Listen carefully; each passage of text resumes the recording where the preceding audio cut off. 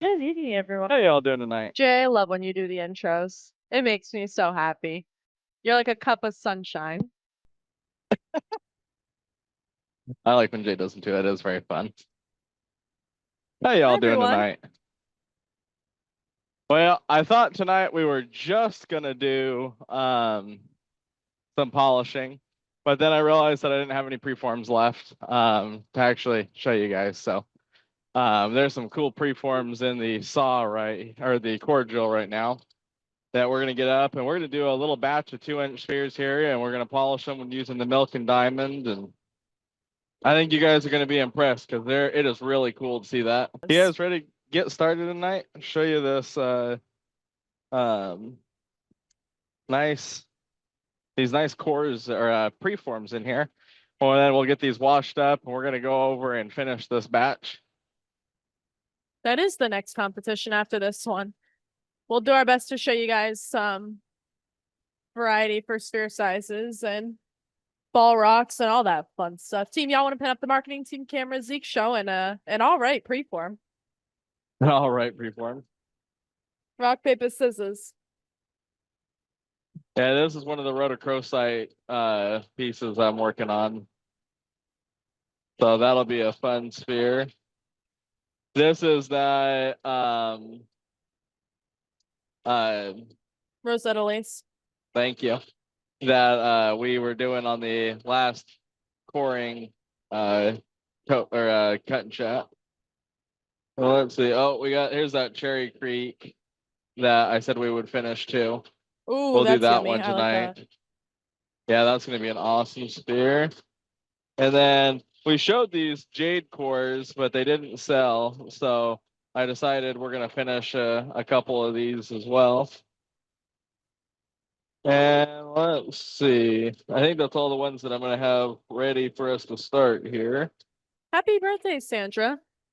You're very lucky to share your birthday with a sweet guy like Ed. Happy And birthday. then and then the one that's in there right now is this Turkish Delight that I've been saying I'm going to pour for, well, probably a year now. So that one's barely big enough to squeak out a 2-inch ball. There's some other really impressive ones here too that we won't have time to finish tonight, but I'm eventually going to finish here. Like this Condor agate.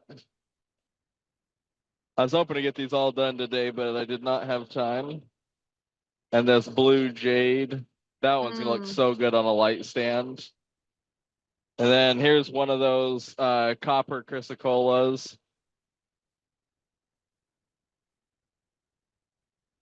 And then of course, one of the terminated quartz pieces. Really impressive piece there. So we got some fun stuff that I'll have to show you guys those when I get them finished. And it looks like we're just about done with this one. I'm standing over here by the e-stop button because I'm barely squeaking a big enough piece. So as soon as those little ears drop off, I want to be able to hit the stop button. Zeke, Yes. where's the blue jade from and what size bit are you using? Guatemala, and this is a 2.5-inch bit. So the outside diameter is 2.5 inches. So the inside diameter is a little bit smaller. So when you use like a 2.5-inch bit, you're going to get really close to that like 2-inch sphere size. No, he is not.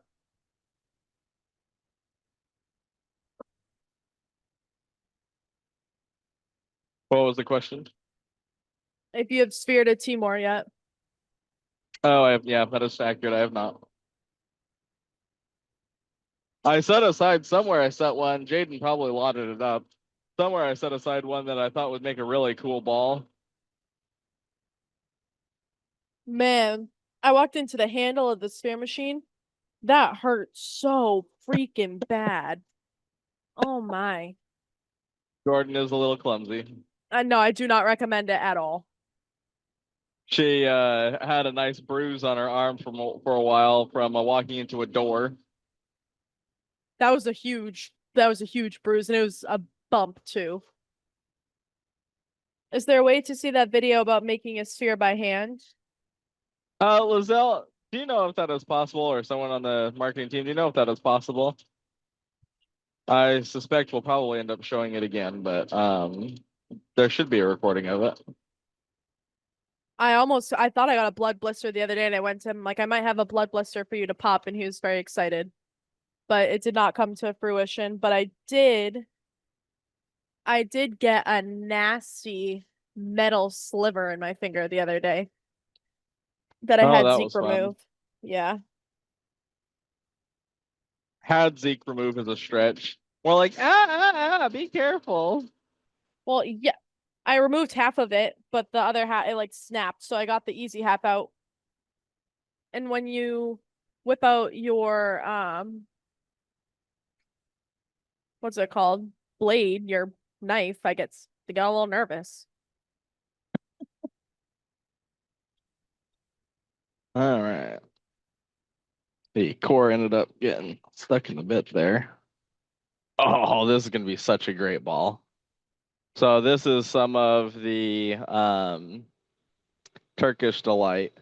And this piece literally was just like barely big enough to get a 2-inch ball out of. In fact, you can see one of the flat spots right there from one of the cut faces on this piece.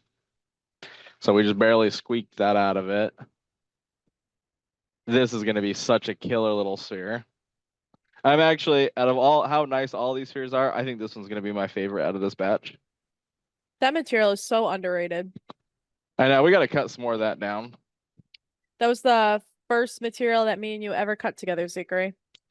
Aw, how nice. Let me roll these around in the oil absorbent and then we'll go wash them.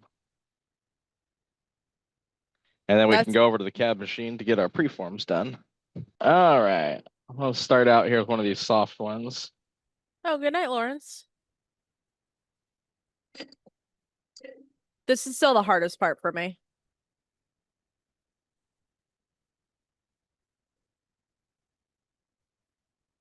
It is the part that takes some people the longest. Well, I say the hardest, like I've done it a bunch. I did it once. When I did it, this was the hardest part for me. Let me correct myself.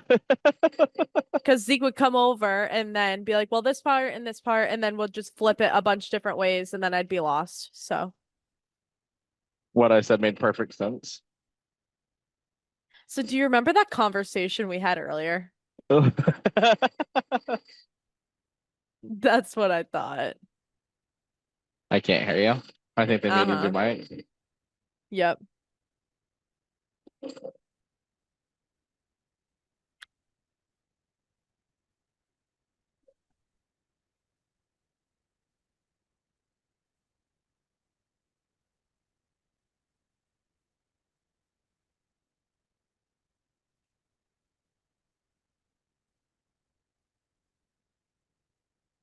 And this is a soft material relative to those other, like the jade we're gonna do. This is going so fast.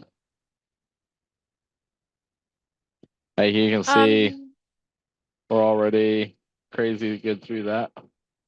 so to Zeke's left is the 6-inch expanding drum that we have, and I'm assuming he 8-inch. has oh, you're on that 8-inch machine. Sorry.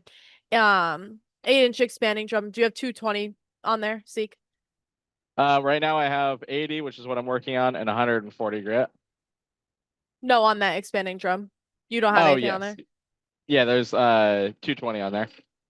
Yeah, so he has a 220 silicon carbide belt on that expanding drum.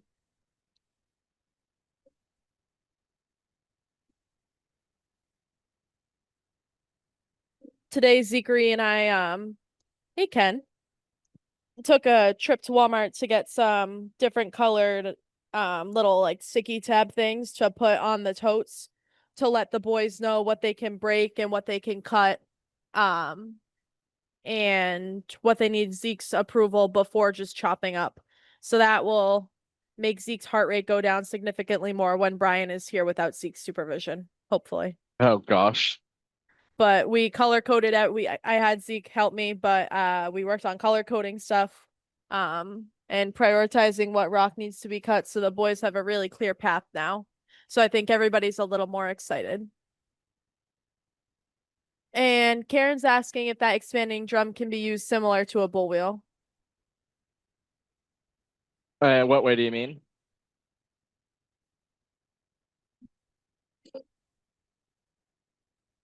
Does the 6-inch expanding drum require changing spacers? Did we do that? Yes. We did that. I have that. Let me find it for you, Michael, and I can send it to you if you want. Let me Oh yeah, know. you could do a flat surface on the expanding drum like you can the bull wheel. It's a little bit more challenging. It takes a little bit more practice, but it is very doable. Do any of you need that CB6 spacer chart that Zeke and I did if you have the expanding drum?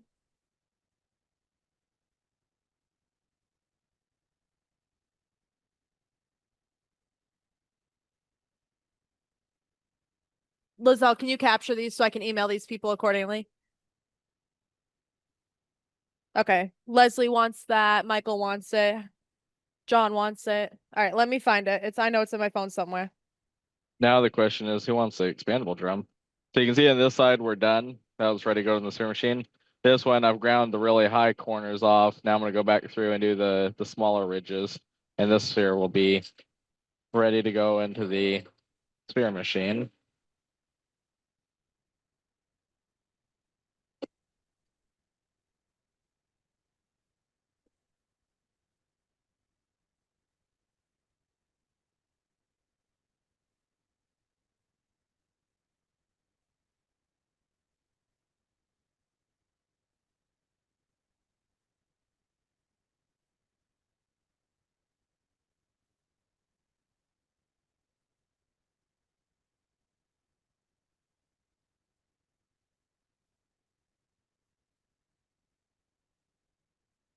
Yeah, I like doing this kind of spheres, these kind of spheres, like this kind of material, because it's a little bit softer. So a lot of people would avoid doing a sphere like this because it's a little bit harder to polish if you don't know the milk and diamonds.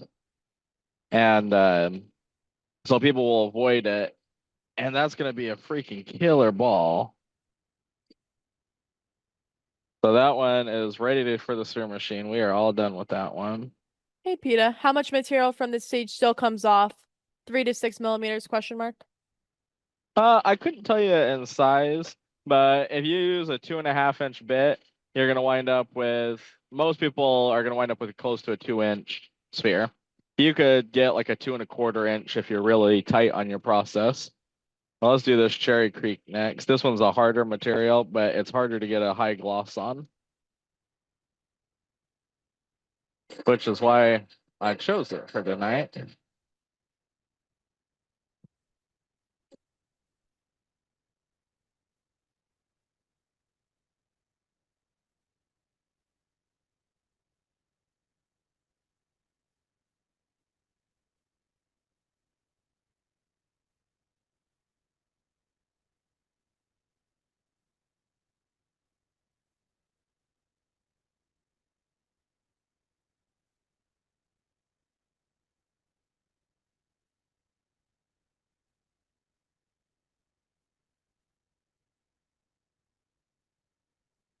I'm curious, since we started doing these cut and chats on the sphere making, how many people have gotten a sphere machine or decided that they want to learn how to make spheres?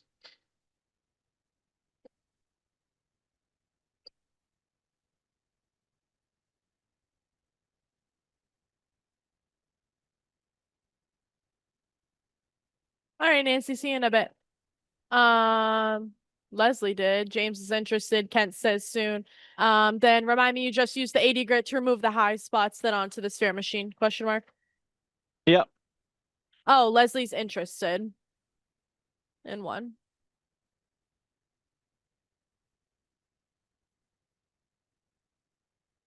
You started by hand. That's wicked cool. You have a lot more patience than I do, that's for sure. I envy those of you that do it by hand.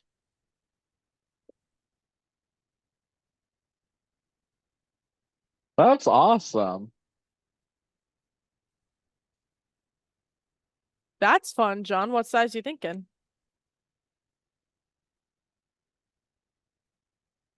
Oh, hey, it just reminded me, Jordan asked, did we sell that wet belt sander and Intarsia machine?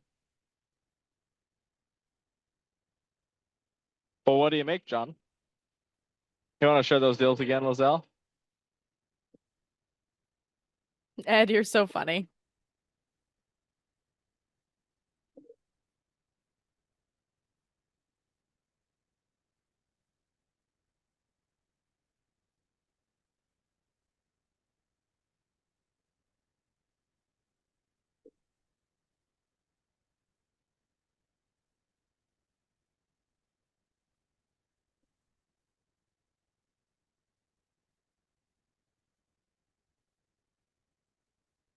Um, there you go. Model, wet belt sander, the lab unit, and you get the backer plate on there. Rare, that's good. You'll get that for 1,400, and if you want to add the conversion kit, you'll get 10% off on that. On the conversion kit. Yeah. Then INT6, you're gonna get the 90-degree fixture in there. Normally that's 1,080. Tonight you're getting that for 950.40, and that's just one unit that we have that deal on. So lab unit of the INT6. Yeah, the INT6 was used for maybe 2 to 3 minutes. John says he's still playing. He cabs mostly, but got a 10 TSS. Oh, a 10 SS production, I believe that's what he said, and the CB6 about a month ago. Oh, awesome.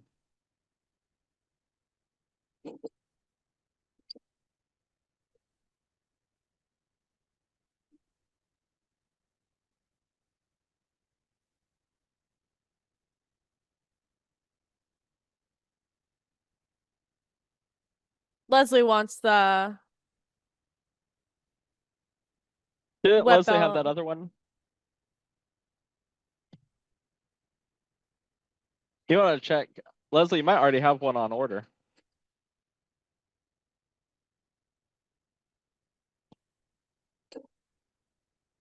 So let's make sure we get the shipping right on that, please. Hey, Jordan. Yes, Would you Secret, mind what do you giving need? Lizelle the serial number off this unit so she can just put that in? The one that's next to you? Yeah.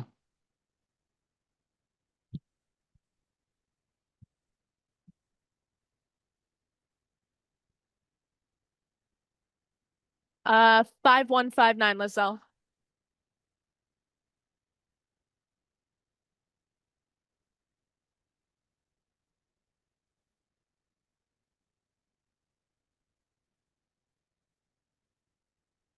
Yeah, Chantel and Kat have been, well, Chantel, Kat, Mel, Brian, and Douglas have been killing it with the shipping lately. I have been in inventory land, which I can't wait until I'm out of that. Oh, Sherman. Shush, Zekery. Been in inventory land, dude. Dude, do you know how exhausting it is not fun. I do know how exhausting it is, and I don't envy you at all. Yes, Leslie.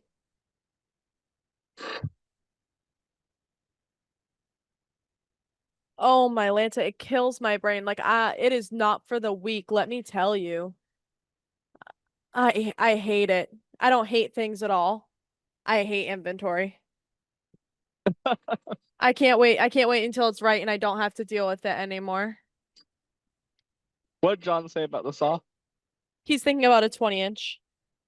That's a really good size.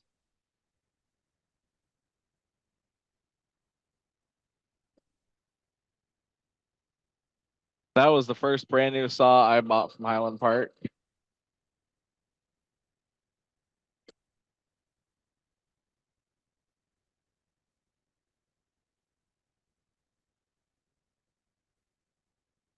I remember I bought that and an Everclean.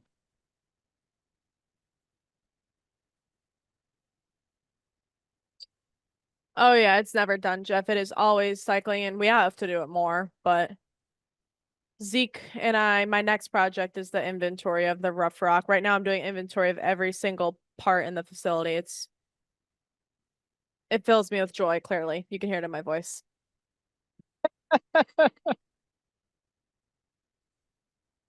Oh yes, Zeke made the videos for him. They should be getting posted. Zeke, the videos when you install the conversion kits, right? You filmed those, correct? I haven't done the wet belt sander conversion, but I did the CB6. and it is so incredibly easy. There's nothing to it. All you're doing is just unbolting the motor, bolting the new one on, and then you got your few screws to put on the new switch box, and you're done. If a customer sent HPL a piece of rough in, would you guys make a sphere out of it for a fee? Of course. Normally we don't do that. Just because we barely have time to prep stuff for the live events as it is. I'll tell you, I have an order sitting here from that's coming. It's got to be coming up on 3-4 years old. Someone asked me to make spheres for them that I've been trying to get finished. But that just gives you an idea of how long it would really take.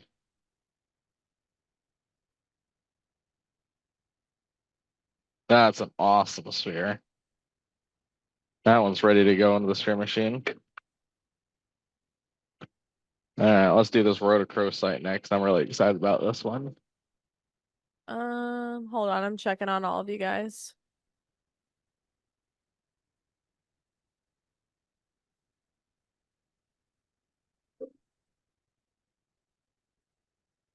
The conversion kit is $268.17.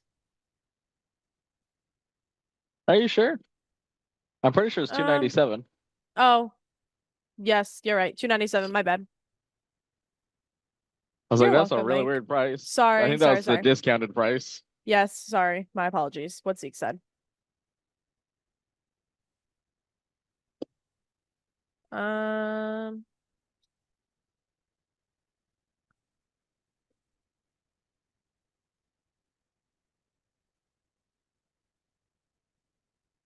I'm not sure that they're in stock right now. Let me check. I'm the only one right now with access to the inventory side, so it'll take me a second. Thank you, Lizelle.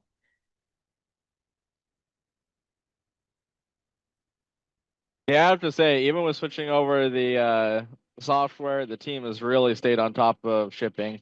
Everybody's been staying late when we can ship to ship, so that when we have days where we can't ship because the software updates, um, they've been staying really on top of it. I've been very impressed with our team. So right now we're negative on those conversion kits for the wet belt sander. Looks like they're in the process of building more. I guarantee that they are cranking hard at the factory to get more of those over because that's an awesome innovation. Then let me check on the CB6. Same thing. They're building the CB6 conversion kits now. I can't give a solid ETA right now because they're not on the water. I'll have to ask John. If they're building them right now, you're likely that you're about 3 months out. Just as a guess. But if I was gonna guess, that's what I would say. But I know those conversion kits are gonna be very popular because we blew through them as soon as we got them in. So it's probably something you want to be on the list for if you want one.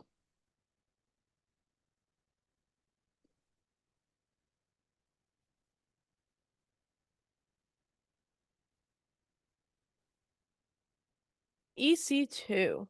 Let me see.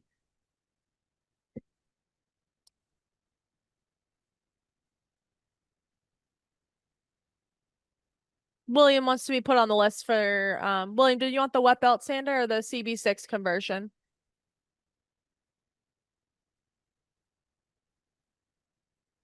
The wet belt sander. So the wet belt sander conversion kit, please, for William. He wants to be put on the list. I Team. can't believe we blew through those so fast. I mean, I'm not surprised. Literally, It's just like, wow.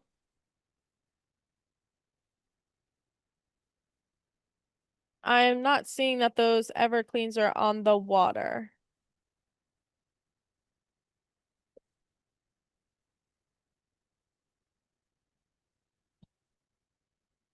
But I also don't know how much that they are updating the system because they're switching to the new one.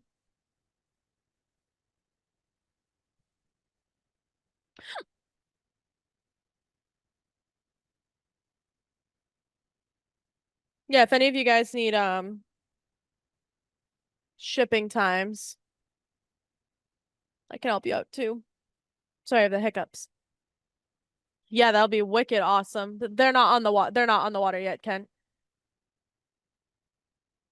Just get a nice little dial on them. Yeah, those are really awesome.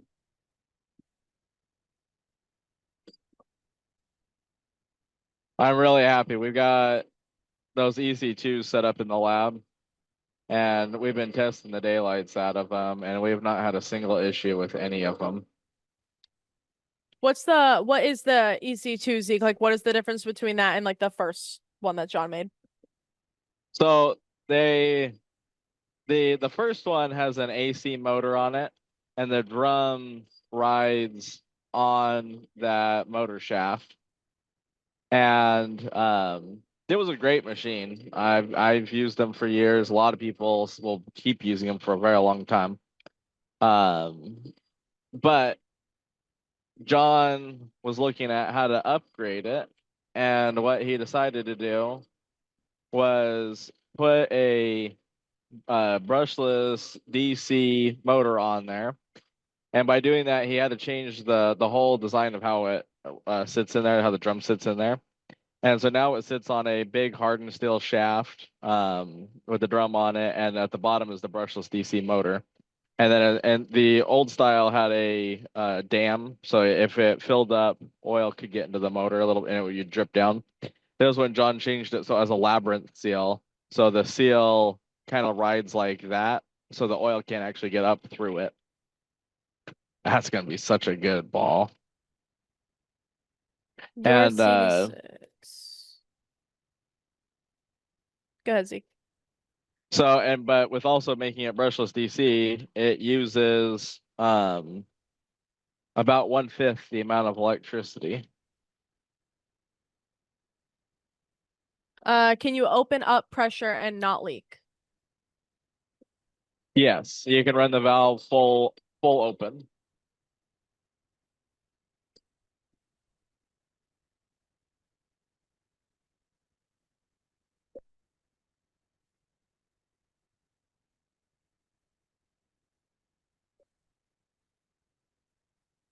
Well, this jade is going to be a good example of using the milk and diamond because would be a pain to polish otherwise. You can just feel from grinding on it.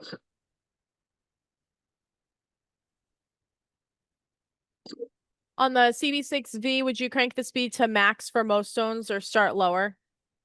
I would start at max. I would crank, and I'd only turn it down when I needed to.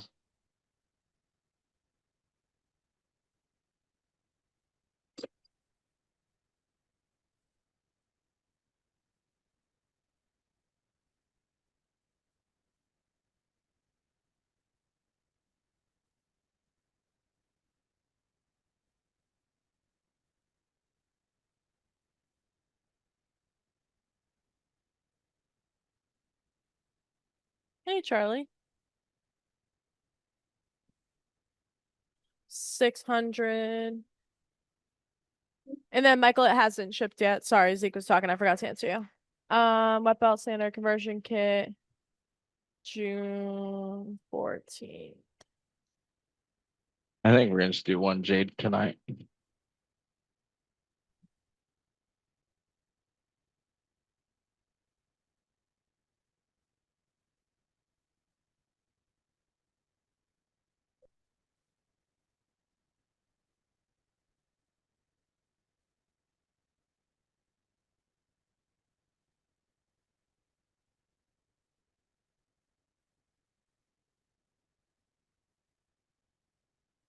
Your wet belt sander conversion kit, Marvin, is in transit and it will be delivered.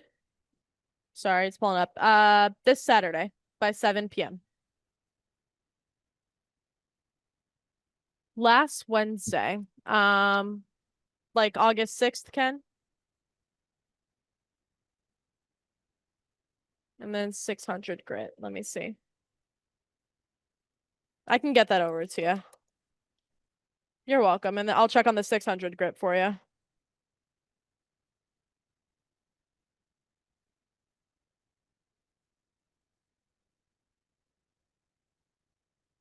Marvin, are you waiting? What quantity are you waiting on? 1, 5, 10, or 55?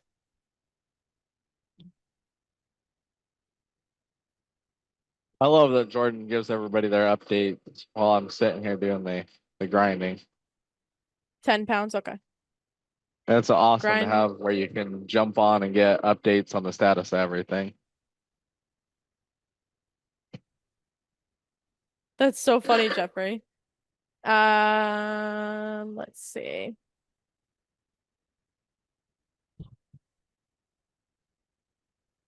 Yeah, we're out of stock right now on the 600 grit. You're third in line, Marvin. It is on the way. And I think that is in a container that's getting held by customs right now. That's that container. Then 12 SS. So I cannot give an exact timeline on that one just because I don't know when they're gonna want to release it. And then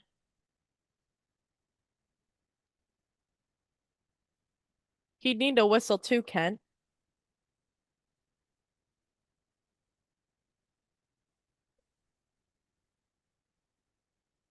I do not have an ETA yet on those 12 SS precision saws, but you are first in line. Lucky duck you. Then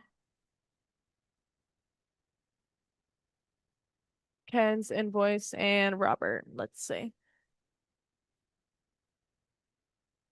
You're very welcome. I like this. See, this is the kind of stuff that I like doing. Not that I don't like doing anything else, but this is my little sweet spot. Hey Brad, how's it going? Yes, Kent, he is.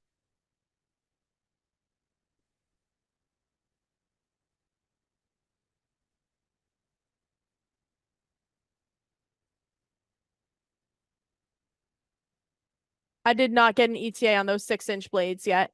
And then aside from wheel size, what are the differences between the CB6 and the CB8? There's a few minor differences.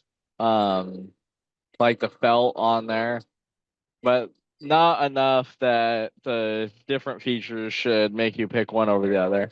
Really, if you're trying to decide between the CB6 and the CB8, what you should look at and go, all right, which one's in my budget and which one do I have space for? And if all you're gonna make is little ring stones or turquoise scabs, CB6 is an awesome machine.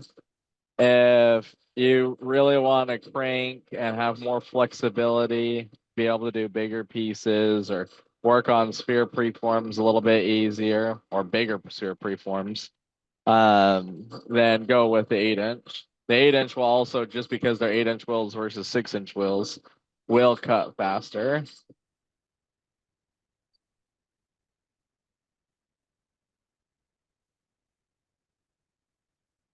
Um,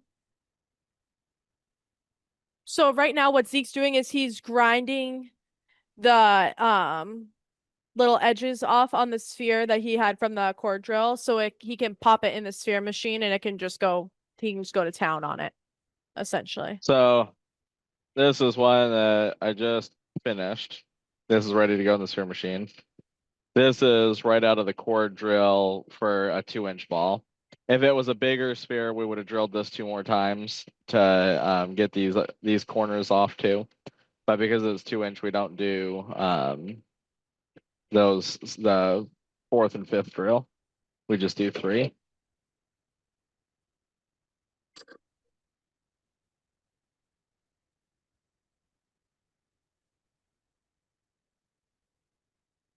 Robert, you're fifth in line for the thing I responded up above, but I'll put it again. For them.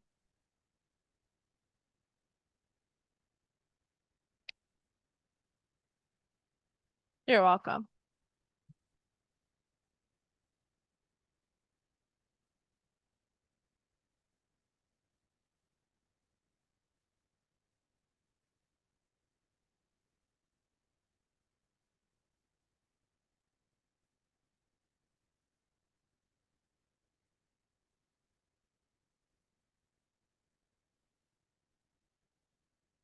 Hey, Jordan. Yes, Secret. Are How you may I be of service to you? are you still checking dates? I'm checking one more thing and then I can be of service. You can tell me what you need in the meantime, though.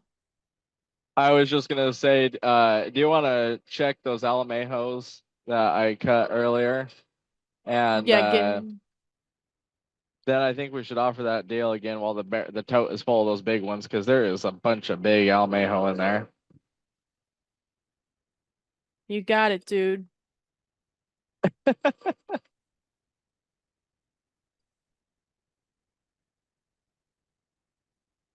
I think this is gonna be my favorite sphere of this batch. That's some of the Turkish delight.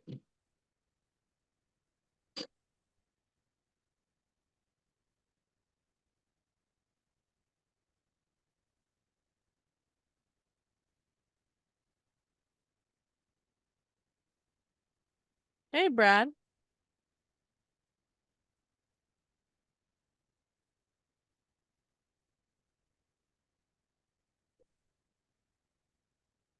And I'm just about done with these sphere preforms, so then we'll go crank these through the sphere machine, which won't take very long.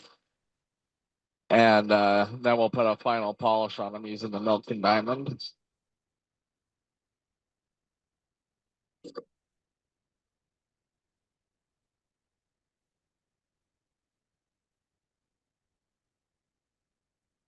Can you be able to use a canvas pad on the CB8 for Milk and Diamond?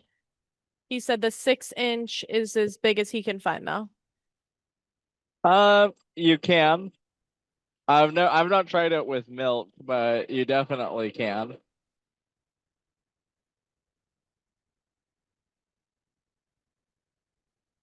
I have a canvas pad that I sprinkle diamond onto and use, but oh gosh, now we might need to try it with milk.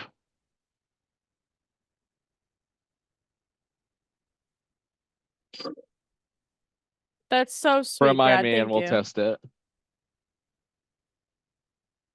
I thought I saw your name down for 2, Michael. I'm pretty sure I did.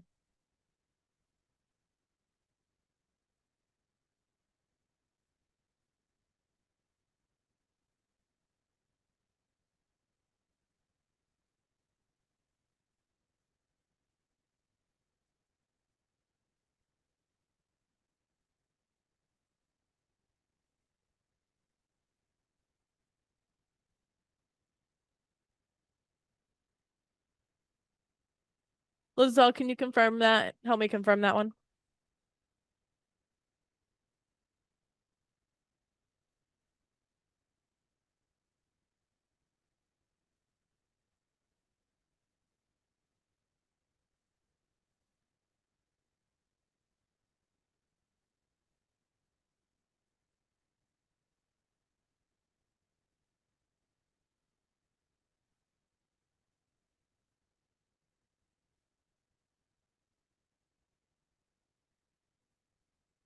Thank you, Lizelle.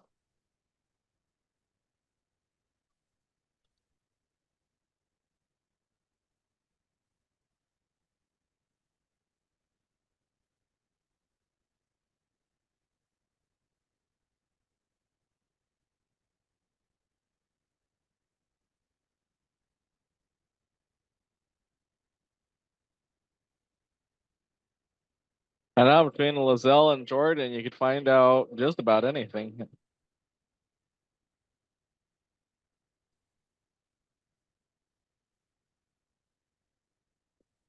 Oh, that's gonna be such a good sphere. I can't wait to finish this one. We're gonna have to show some more of this tomorrow night. Or maybe we need to do some tote out of it tonight. You know, all that's left of this is what's in the tote.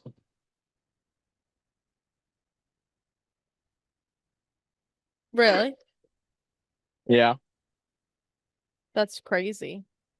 Crazy, girl. Zeke, what are your Zeke's from Utah. What's your favorite rock to work from Utah? Oh gosh, that's a hard one. Granite? Picasso, Picasso marble, hilarious, Jordan. Um, is a really good one for doing like spheres and cabs. Lots of good agates and jaspers and coprolites and dinosaur bone from down south, like Hanksville, the Green River area. You get the Veracite up north, that's really pretty.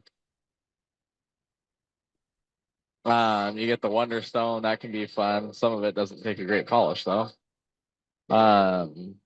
A lot of people really enjoy the geodes from Dugway. There's also if you want a quick trip, for a lot of people, going out to Windover is pretty easy. And there's some really nice seam agate that comes from out there. Um, I love working the honeycomb onyx. That stuff's really cool. That one just looked too clean to make spheres with it. Oh These are the my. wrong size sphere cups because I was doing a different project. Take these off and go grab the right size. You know, it's funny. Actually, I didn't even notice that you cleaned that machine for tonight. Oh, it's No, I funny. just walked into this freaking machine for fun seekery. Yes. It's also why I had paper towels in my hand, not just for decoration. Not just for decoration. Ah, could have fooled me. I had no idea. Oh, the look I just got. Got battle Oh, scars cleaning up you guys want? spilled milk. We got to do another deal tonight. Jaden was washing Mozambique cabbing and tumbling, and I pulled out a piece to make a cab out of that is just exceptionally good. I was like, man, you guys are gonna like this material. Now, the piece I'm going to show you is definitely a way above average piece, but there is some really killer stuff in there. Do we have any You guys want to see dolomite? that? Not at the moment. Dolomite is a fun one. I wish we could get some of the really good Mexican dolomite.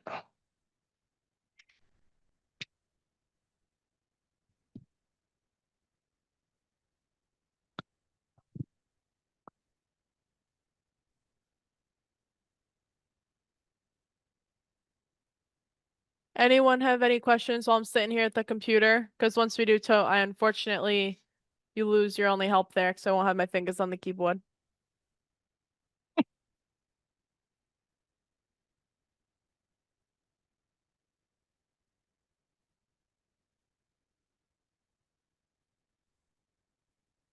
Here's a piece I took out of the cabbing and tumbling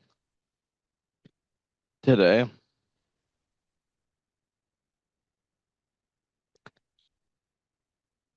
I started slicing this up to do some cabs out of.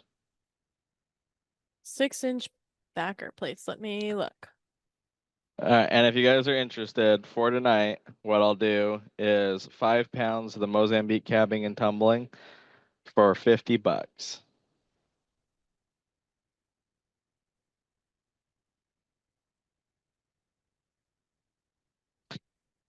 There's some really cool stuff in there. A Yes, lot of it's Ken. just going to be the single colored agate, but there's some really nice cabbing pieces. Oh, I have one of them over here, Zeke. I emailed it to you, Ken. That's okay. That was off the same agate. You're welcome.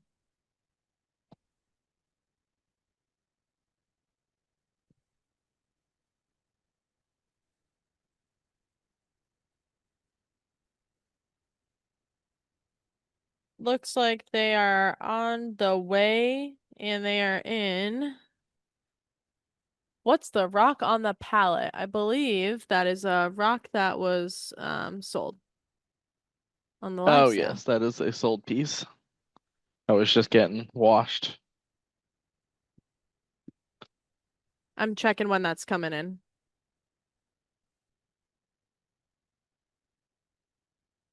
I wonder if that's the one that's coming possibly Monday. We have a container coming Monday. Oh, I didn't know that. Yes, so those CB6 backer plates supposedly are in this one that's coming. I believe so, Jeff. Yes. Are the cups on the sphere machines compatible with each other?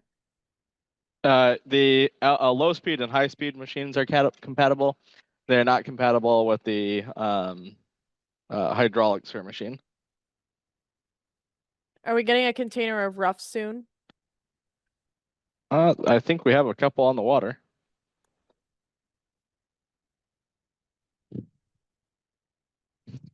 There is, Ed. Yes.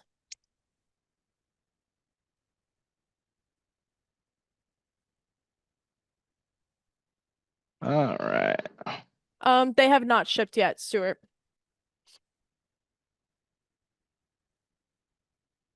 We have Bring them. that It's in. just a matter of getting the manpower up there to get them all out.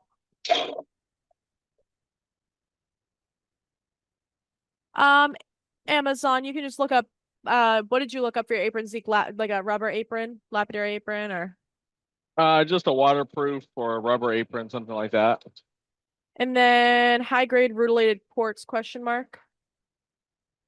Oh yeah, we need to pull some out for this weekend. Oh, we're doing coat night Friday. Yeah. I forgot about Oh, that. Go ahead, Zeke. I forgot about that. I was like tomorrow, but then I was like, I felt like we had something tomorrow. I can't give you a ballpark because I don't see any that are on the way right now. John wants 5 pounds of that. Um, let me see. I thought I asked John about that though.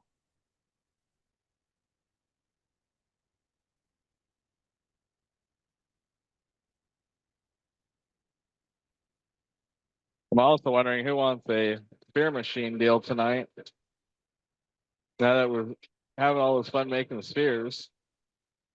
The last update I got from John about the Precision 12 stainless steel was that they were building and they're not finished. So I'm assuming they're gonna be done soon and then slotted for a container.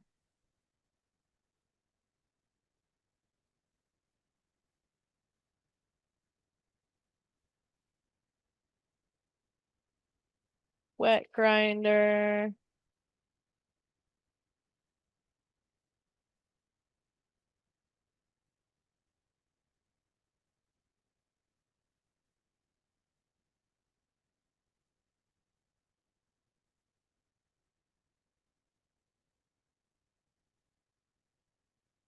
We got a couple places where this has got a little bit of separation.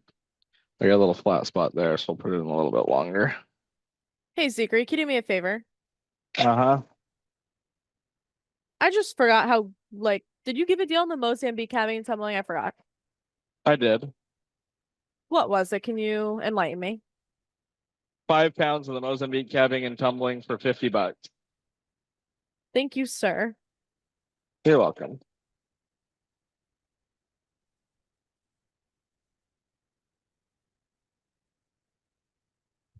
Oh, and then the Almejo deal team, can you post that? I know y'all have that slotted up in your queue somewhere. You're welcome. Leslie wants 5 pounds that Mozambique. You get some really killer stuff in those like little bins and all that. It's really good material.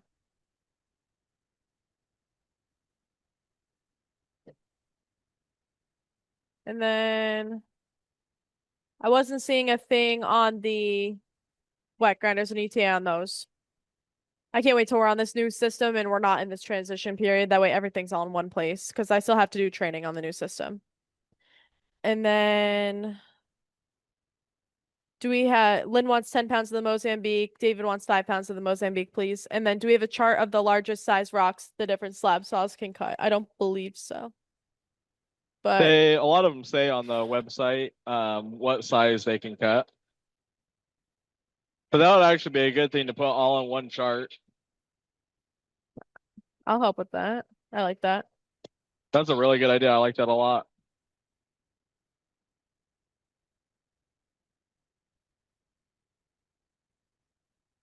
10 TSS. I think we have 100. We have 100 of those coming. Who's right. asking? This ball is ready for the next Craig. step.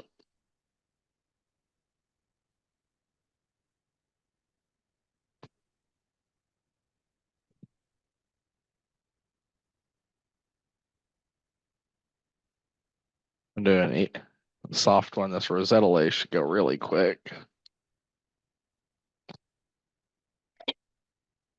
You're 11th on the list, Craig, and then they're doing Zeke. What are you on, and what are you watching with the pressure? Like, what are you doing with the heads? Please explain that. So this is 60, a mix of 60 and 80 grit. And when I'm pushing down on the heads, I'm applying more pressure and controlling the direction. It might be a little hard to see on camera, but what I'm looking for is the sphere to move in an X pattern. And then for this step, the only thing that's important to look for on the sphere is that it's round with no flat spots or nothing that you want to grind out, because that's where you would get rid of that. So like if we have any flat spots, they've got to be gone by this step pretty much. Otherwise, we're going to still have them in our finished sphere. All right, so for those 10 TSSs, one is due on September 12th and one is due September 19th, give or take. And those will be our first containers on our new software. So I would give a little leeway with the shipping on those. So do not take my word for it because I will not be stamping my name on that, but they'll be physically in the warehouse in a little over a month, probably. That was for the 10 TSSs, and we're getting 100 in, and it looks like 20 are accounted for, but again, they're not going to last long. So you can put a deposit down if you want. Now that's why it's important to wipe them off, rinse them off, look at them. You can see that flat spot right there from shaping it. But otherwise, this sphere is pretty good. So I'm going to put it back in for just a little bit longer. That's going to be such a great ball.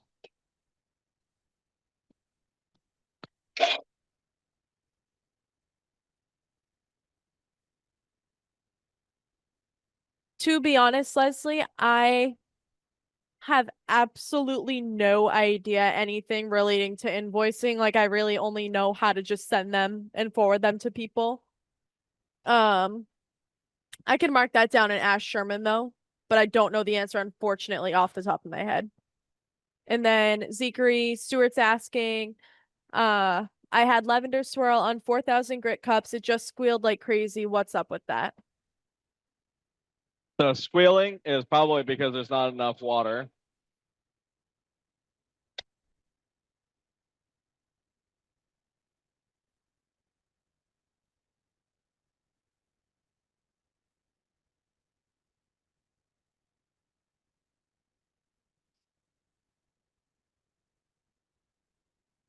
You see this one built up a decent amount of mud here. Is that what you want? Question mark. Yes, you do want the mud to build up because it helps keep the cup sharp and grind faster. That looks a lot better. This is going to be such a great sphere. All right, why don't we throw that jade in next? This one, I have to admit, is a little bumpy for one of my preforms. In fact, I'm like looking at it going, man, I might want to grind that down a little bit more. Welcome back. Zeker, you have any deals on sphere machines with 2 to 3 inch cups?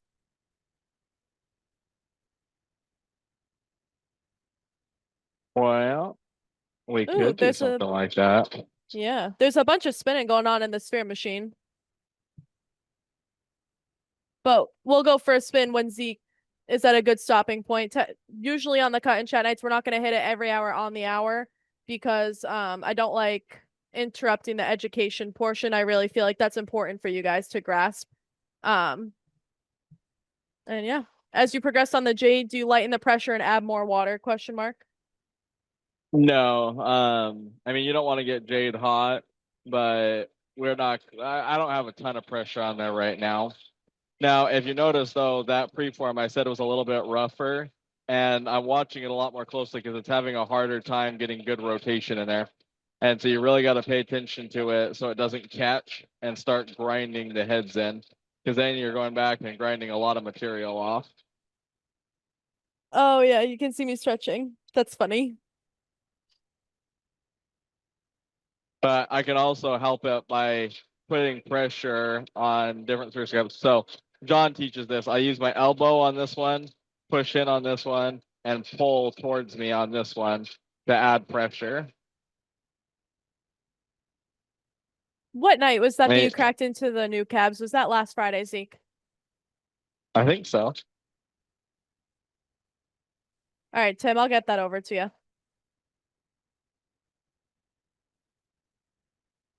You're welcome.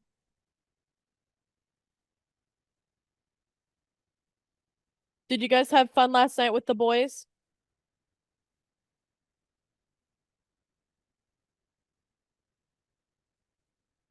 That's good. I think what we'll do for the sphere machine, because I'm trying to think of a deal that'll work for everybody if you want to get your various different cups. What we'll do tonight is if you buy a sphere machine, I'll do 10% off any of the accessories, which is mainly going to be your cups. But if you wanted to buy sphere jigs, things like that, like the water kit for the sphere machine, if you're getting a high-speed sphere machine, any of that stuff we'll do at 10% off if you order a sphere machine tonight. And then you can get as many or as few cups as you want. I missed you guys too. Last night I went out and played pool, and I actually did pretty good. Normally Tell I it was really right to the end. oh, right to the end. Um, so I'm normally awful. Normally the cue ball goes flying across the bar when I play. I don't know how I chip it like that every time. Yes, I hit it behind the back shot actually. But I ended up each time I played, so the 3 games, I was the person with the last shot to get the 8 ball in, and I scratched every single time and got the cue ball in instead of the 8 ball. So I ended up losing.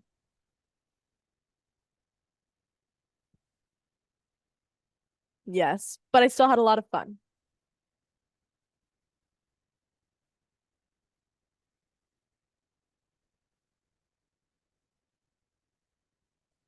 A sphere jig for a saw. Let's see how we're doing. I know the sphere is not done, but let's wipe it off and see how we're doing.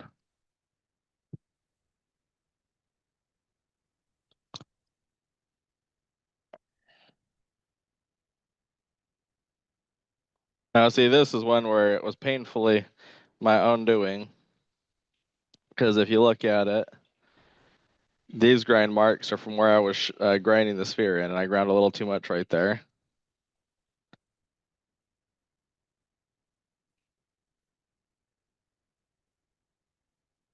Jody, do you have a core drill?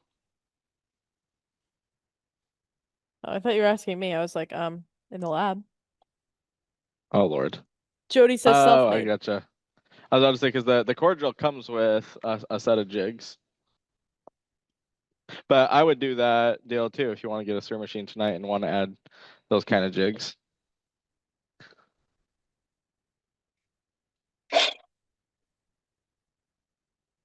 Timothy, I sent that over to you.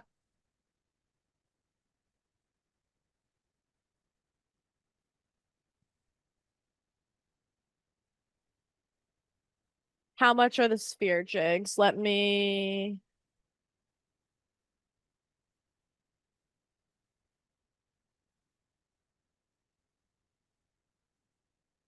look.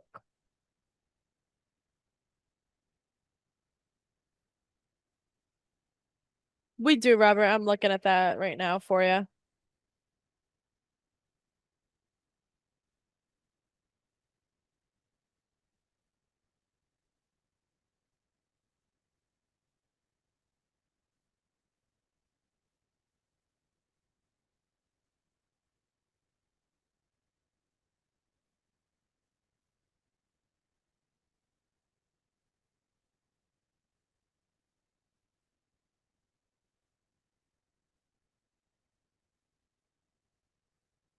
Z, can you explain the sphere jigs? And right now we have them in stock. If you want the set of 3, they are 95.70 it's looking like. The sphere jigs that Jordan's talking about are ones that go in the saw, that you clamp them to your vise, and it allows you to turn your cube at a 45-degree angle to cut all the different faces if you're making a sphere in the saw. How many cuts is that, Zikri? Did you say? 26, I believe, if I remember correctly. It's not something I'll demonstrate on the Cut&Chat. I'll show you the jig, but it's not something we're gonna do on a Cut&Chat, because it just takes too darn long. Because you got a lot of little cuts, but I have a video up on YouTube on how to do it. Oh, just a couple little flat spots still there. How many SKUs do we have to keep up with? I have way too many. That's my It's answer. close to 50,000 now. And I have to hand put all of them into inventory. I mean, into a spreadsheet. I don't think it's quite hit 50,000 yet, but I know it's well into the 40,000s. It feels like It's got to be millions. close. So this is the sphere jig. This, you use a C-clamp to clamp this to your vise in your saw, and then you take your cube and you can cut the flat face there, and then you turn it and you can cut your next flat face there. Then you turn it, and so you can do all your different angles to get it lined up. So then you end up with this shape here that you can then take and hand grind down and put in the sphere machine. Do they fit all the saws? 16 and up, Zeke? I believe it's only the 16 and up that they'll fit. So if you have a 12-inch, Stuart posted up a thing in the lapidary group on Facebook. I believe that's where he posted it. Yeah, I like Team, Stewart's idea. I on love his that. jig Team, you there. want to throw the link for the Facebook groups in there? John will eventually do a one of the indexing heads, but he has not built one yet because, well, we don't use one. So it's Leslie, not go ahead, Zeke. so it's not a super high priority with all of John's projects. And then Leslie's Sherman got back to me. He said, in response to your question about the CVS files being available with the new software, he said not CSV, sorry, but PDFs of invoices is what he said. All right, that ball is round now, and we can move to the next one here.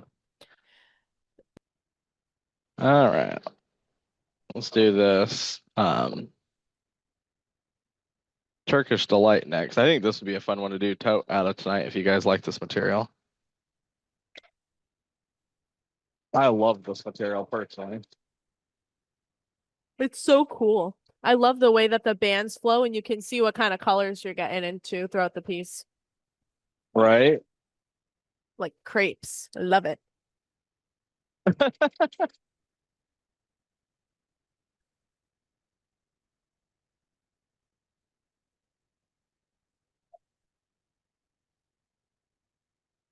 You see, it's very satisfying, and this is the longest step in the spear making process of getting these perfectly round. But you know, if you're doing this the old way, this would take hours and hours and hours to do.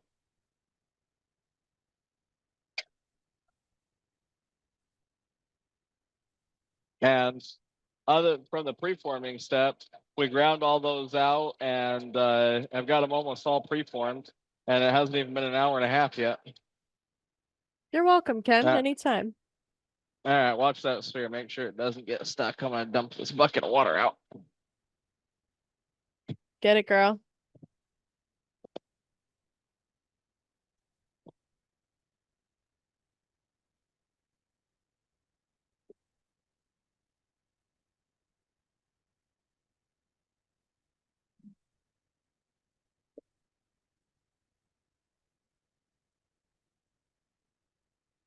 This one I can just tell from the way it's moving in the steer machine. We did a better job hand grinding it because it's flowing a lot smoother. Then all we have left is this rotor crow sight one, and we can put this through the process here. What's the average time you run a steer on this grit? It depends how good of a job you do preforming it. And how hard the material is. But yeah, that's correct. Because this can be, I mean, on the high speed steer machine, I would say these probably average 10 minutes on a hard material. This is a pretty hard material, but doing it like this,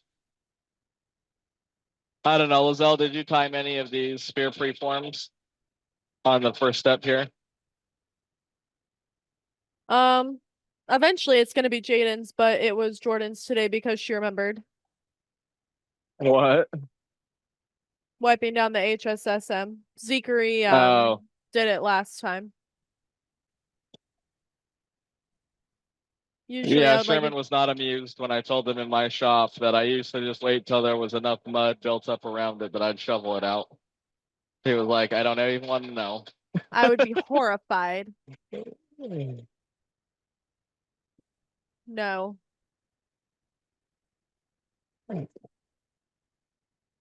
Like wipe it down once you're done. It was not even a wipe it down once a month.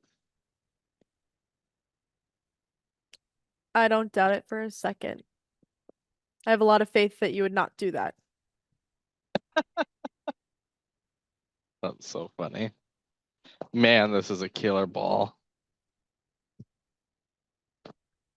It's got a great wavy Wow. pattern to this. And what I'm using is I'm looking at the lights on there and I'm looking for flat spots. As I roll this, like right there, you can see as I do it, it changes. You get a little flat spot there. So we'll run this one just a little bit longer. Because that's going to be a really sick ball.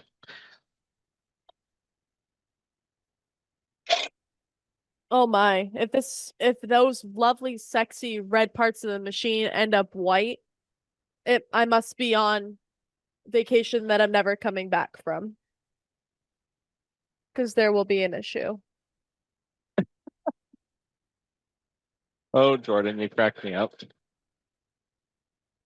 Oh, you know, it's so funny. I was repackaging parts earlier and I was actually at my real desk for the first time in like what feels like forever. And Douglas comes up to me and he was cleaning out the Everclean cans in here and he was like, Jordan, he was like, thank you so much for like dedicating yourself to cleaning the saws like fully. So all I have to do is clean out the Everclean cans. I'm like, you're very welcome. Like, honestly, anytime. And he was like, but I do want to learn how to clean them fully. I'm like, I'm sure there will come a time, Douglas, where you get to do that. Well, at the rate that Brian and I remembered emptying him out, that day is not too far away. Yes, I know. I looked after he had silicon in the saw the other day. That's how it looked delightful. And the Everclean wasn't running. Oh, I gathered. I opened the saw and I looked and I was just like, oh my. But it's okay. Not the end of the world. I'm just happy that the saws are running. Hey, Paul. The boys are so good here. They put up with a lot of my crap. All right. I think we got rid of that flat spot. We had a little bit flake off right there, but I'm not going to worry about grinding that out.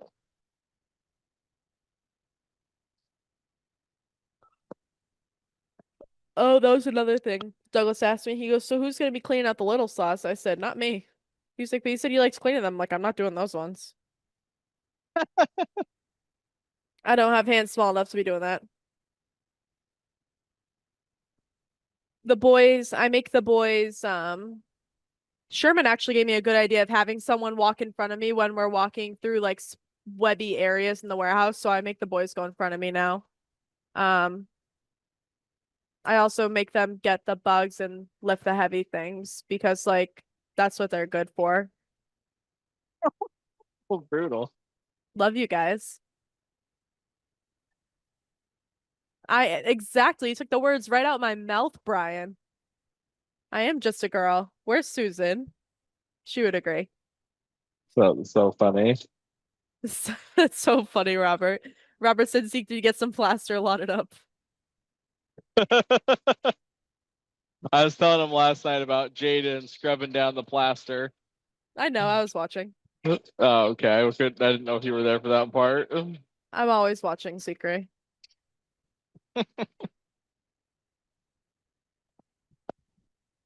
It is really good practice, and it's important to have the right tools to make you efficient for that. Oh, Ed, I literally scream and run. All right, we still got quite a few little flat spots, and this white spot right here, if you notice, looks kind of out of place. That is actually plaster right there. Because when I plastered this to drill it, I cut as close as absolutely possible to get the biggest sphere. So you can see that we did not waste much on this one. So we'll grind that one down until that little spot is gone. That is true, Jeff. That is a policy that I live by because of my upbringing. So yes. Clean as you go. No, that honesty is the best policy. I've been told sometimes I'm too honest. It's not too honest, it's the bluntly honest. Yeah, I've always been told it's my tone. I have a very blah Jordan was monotone like, voice. I'm not yelling. And I was like, from being from Utah where everybody sugarcoats everything where I'm, around me, this feels like yelling. I speak firmly. If you're from New England, you know. Firmly is an understatement. I'm also very direct with how I like things. It's just like, ugh, It was yelling. it was not yelling. You need some thicker skin.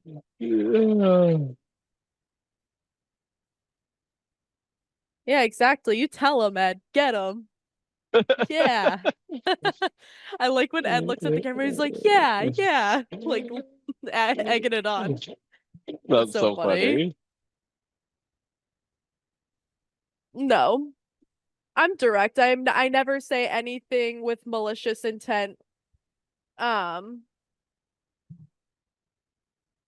so, but if you know me, you know that's just how I speak.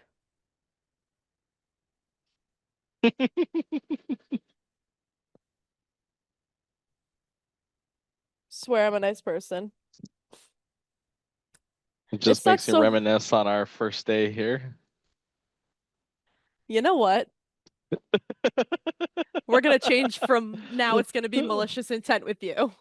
Remember how I said I won't do it? It'll be with you. You're the only exception. That's so funny. All right, I think we're cleaned up pretty good on this here. Gonna be an awesome ball. Very. And we can move on to our next grit. Apparently brand new. No, Zeke is not sensitive, really. At least to me. Not really at all. Zeke's so he is the level of unbothered that bothers me. I knew that was coming. Because usually when Jordan's yelling or talking firmly, I'm usually laughing and it usually is pissing her off more. And it's not ever like I don't even know how to describe it. Sometimes he's too calm and I'm like, dude. Yeah, don't make me turn this car around. Like yes, Zeke is sometimes Robert, yes, and I need him to remove himself from it. I will actually, if I've had enough of Zeke and he's in the lab and I'm in like the shipping area, I will shut the doors between the two. And mind you, those doors are never shut. And so I shut the doors, and that's how I know. That's how Zeke knows to stay away from me. But then he'll just come through the other door and act like nothing happened, so he can come and bother me all over again. And that's true love. That's why you shut the doors? Really? Yes, that's why I had them shut the other day. And Douglas and Mel go, Jordan, since I started, I've never seen you close those doors. I go, I've had enough today. I thought it was because of the noise. Yeah, your noise. Oh, Cat and Zeke. Cat and Zeke rarely ever argue. Cat's comments are just hilarious. Jeffrey, he did that. He does that all the time. What? I'm not touching you. I'm not touching you. What Like a an good day. annoying little gnat. He like won't go away. Like it touches you for a second and then like buzzes off like it didn't do anything. Buzzes off like it didn't do anything. I know not of what you speak. No, Zeke always is happy. Like to be honest, I give him a lot of crap, but Zeke is always happy and um for the most part will calm me down because you guys know how I am. I am very passionate Firm. when I speak. Okay. Passionate is Thank you. another good word for it. Sassy. Yes, the customers can say that I'm sassy, Zeke, but you cannot. That needs to be extracted from your vocabulary. Sergeant Sassy. Well, to interrupt Miss Sassy over here, or No, go Sergeant ahead. Sassy, when I'm pushing back on the heads of the sphere machine right now, and what I'm looking for is it to lift the sphere just a little bit. The bottom edge of the cup should lift the sphere. See how I can like move this one without it moving the sphere? That needs to come in a little bit. So now when I do it, it brings it up. And that is how we align it to get good rotation.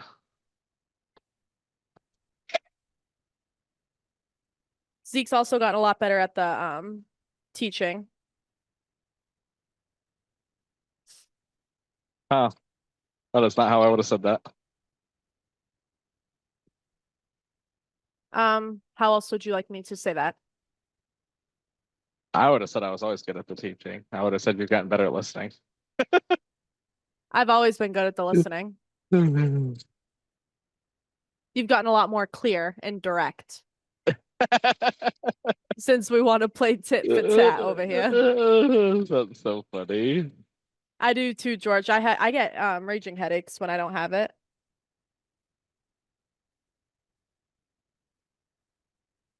On the LSSM, how expensive are the motors to replace? Well, honestly, I've never had to replace the motors on one, but I think they're about $100 a pop.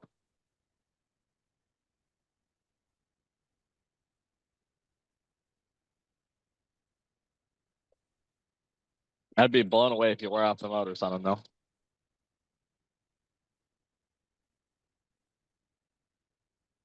Lately, yeah, I don't totally hate the Actually, I mornings. I would go as far as to say, is since I've worked at Highland Park, I don't know anybody that's had to replace the motors that wasn't because they weren't like damaged from shipping or something like that. Do gear oil changes on the motors? Question mark. I don't think you changed the gear oil on them. I think it's sealed once they put it together, and I don't think you do that. But honestly, that's a question for John. Because I've now that you say that, I'm like, I wonder if I'm supposed to be greasing these. I've never taken one apart to add grease.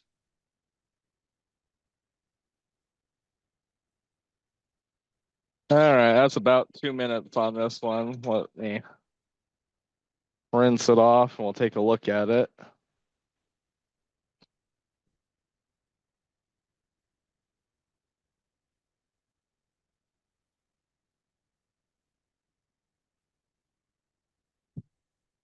Oh yeah, that's how my mom is. What are we talking about? Get your cup of coffee and go. Oh, Lately it's been a Twix bar for me, has been my substitute for coffee. all right. Yes, That please, looks pretty Lizelle. darn good. Nice and clean looking. No major scratches. So let's move on to the next one. You can see it goes faster and faster as we get through this.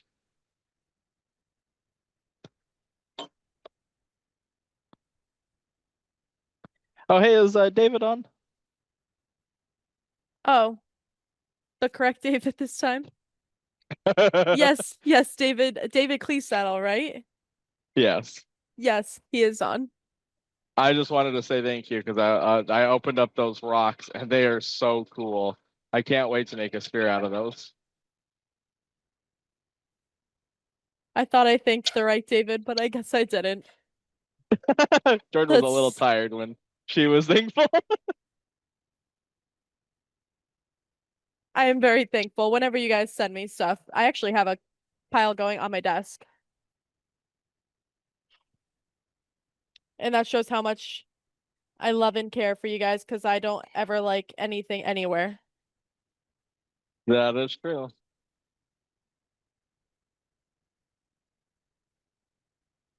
And it means Lex, I spend most of my time here. Yeah, that's true. Jordan pretty much would hardly ever see it if it was at home.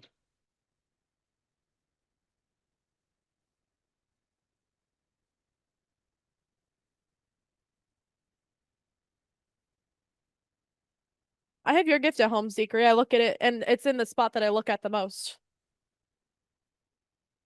That does make sense. At first, I was like, you left it on the sink, but then I was like, oh, Jordan's because Jordan's always cleaning.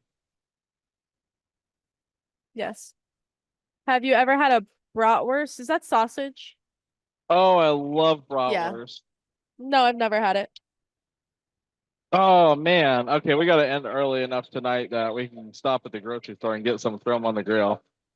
Ooh, I'm down. I don't know that I've ever had one. I get them when we go to the depot on that sandwich. Oh. Oh my God, I love that material. I actually asked Zeke if we could get some and he said, um, not quite. The flowering tube onyx, you can you get that anymore or no, right?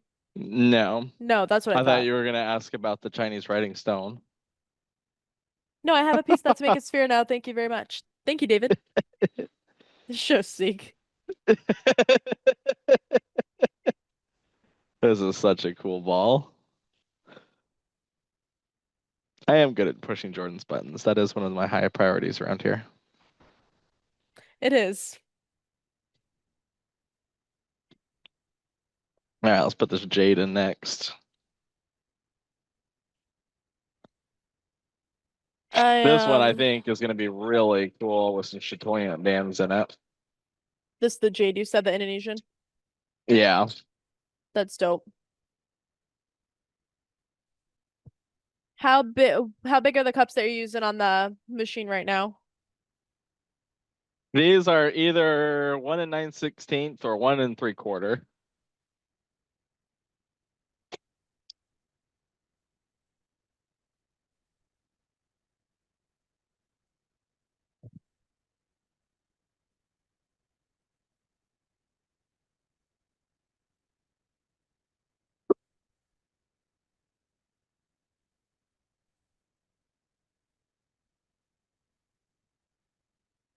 I'll be right back. Oh, Okay, hey, Ivan, I Zachary. just saw your message. I'll coordinate with AJ on that 16 for you. Jordan, don't let me forget that 16 for Ivan. Okay. No Ted.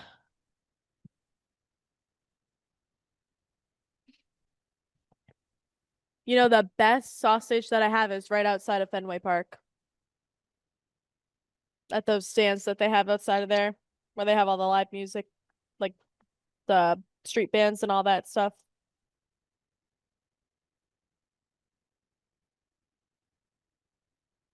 That's because you haven't had a bratwurst cooked over a fire with sage thrown in. Yeah, but have you ever had a Fenway Frank and a Sun Cruiser inside I have Fenway? not. It revives you, Zeke. Like I could be in the worst mood ever and I step foot into Fenway and it's just like I'm cured. You know, it's funny. I've been dancing across the street from Fenway. I've never actually been to Fenway. It's extremely old, but it's so cool. It's so much history. Like I think anyone that comes here during Sox season needs to go to Fenway. Or if you're out here, you can go like Fenway is a staple, but you can go to the Worcester Red Sox. They built a brand new park over there. If you have kids, it's a really good place to take them.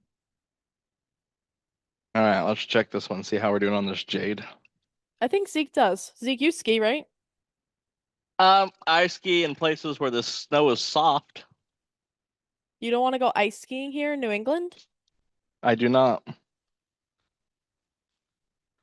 I fall plenty on the soft stuff. I don't need to do it on the concrete. I love going ice sledding. That's the most fun.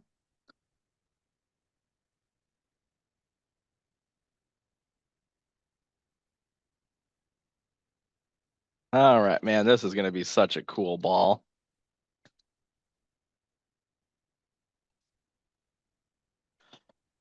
Yeah, I enjoy too many other activities to try skiing on the hard ice. Yeah, I'm petrified of breaking my legs because I don't have time for that. Jordan wheeling around the warehouse would be so funny. Sherman and you would kick me out so fast if I was trying to like walk and get stuff done in here.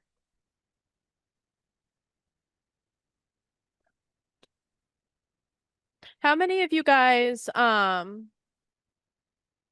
know just a lot of people want to come visit, but how many people are actually in the works of planning a trip out here? Ooh, that's fun. Y'all have to get in I know we contact have with a me. I know we have a few scheduled. We have one next week.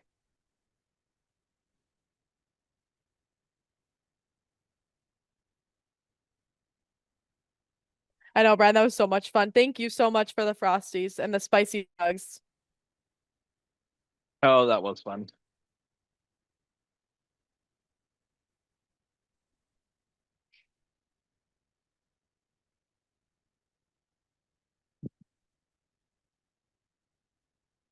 I love when you guys come and visit us. Oh, this is gonna be such a good ball.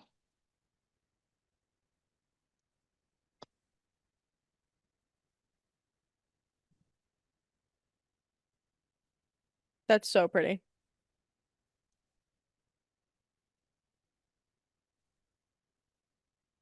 Well, we're already to the last one on this step.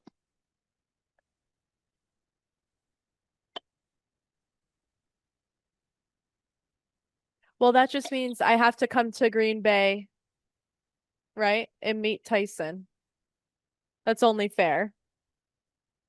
We'll have to FaceTime him.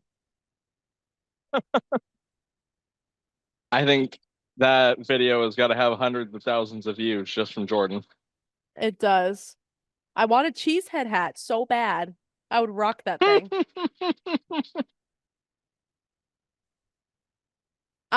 Start to finish, Zeke. How long does it take to do a sphere on that machine? If I was just doing one, probably an hour. Let's see. We're gonna finish 5 tonight, and I did the pre-form before, so we hand ground them, and then we're gonna run them in the sphere machine. It's probably gonna take us what time is it now?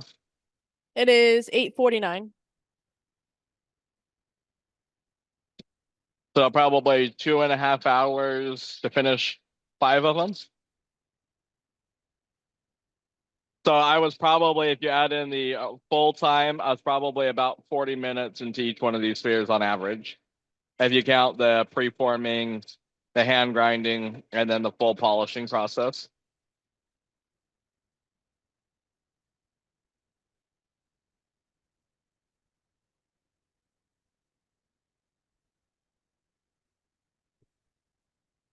Yep, the better you get your preform ground down.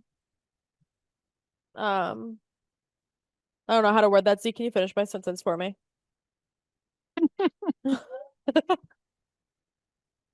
Not a sentence I'm used to hearing, but the better your preform is, the faster you'll grind it down and go. And it also is going to depend on material hardness. And some materials will be a little bit more challenging than others. Oh, man, that is going to be a killer sphere. I think you guys are going to be really impressed when I show you the milk and diamond part of this.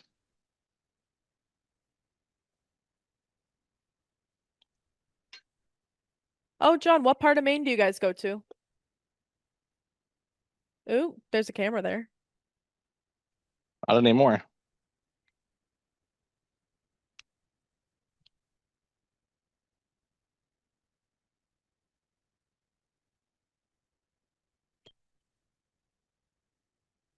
I was supposed to go up to Maine last week, but it didn't pan out for me to leave for a little bit.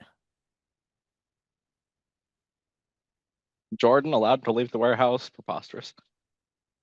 That's funny. Nice. I go to a You couple know, different spots. Go ahead, Zeke. the trip that I scheduled for September, Sherman just barely approved that. Really? Even though I scheduled it like a month ago and announced that I was doing it.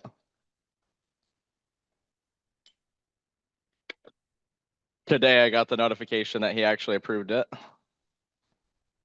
I think Chantel must have reminded him because Chantel's on top of that stuff. Like, because we used to manage all the people at the restaurant and their vacations and all that stuff. I think Chantel mentally approved it. Zeke's going to Utah to go dig for barrels and something and something and something. Right? Is that what you're doing? Barrels going to Utah to dig for Red Burl, Oh, Topaz, and burl. Bigsby 8. Close enough. Same. I mean, Potato, a lot of people potato. do say it barrel, but when you say it like that with no context, it was even funnier. He's going to look for some drums. Yeah, that's what I heard. Oh, that's going to be such a good place to retire, John. It's beautiful up there all the time. Yeah, Zeke, give me some wine barrels. Utah is probably not the place to find wine barrels. I know. Boo. I'm going to work on a Highland Park mixology book. But yeah, I go to Bridgeton, Maine and York. There's going to be that's a pretty piece Cosmo, and Yeah. I that's a love proven piece Kittery. shot. Yep. Kittery's my favorite place to bop around and go shopping. I hit there every time I'm in Maine.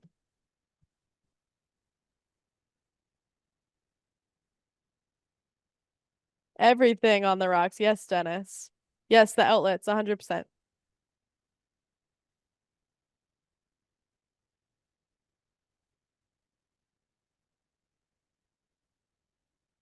I'm actually looking to go to Texas at the end of this year. Me too, John.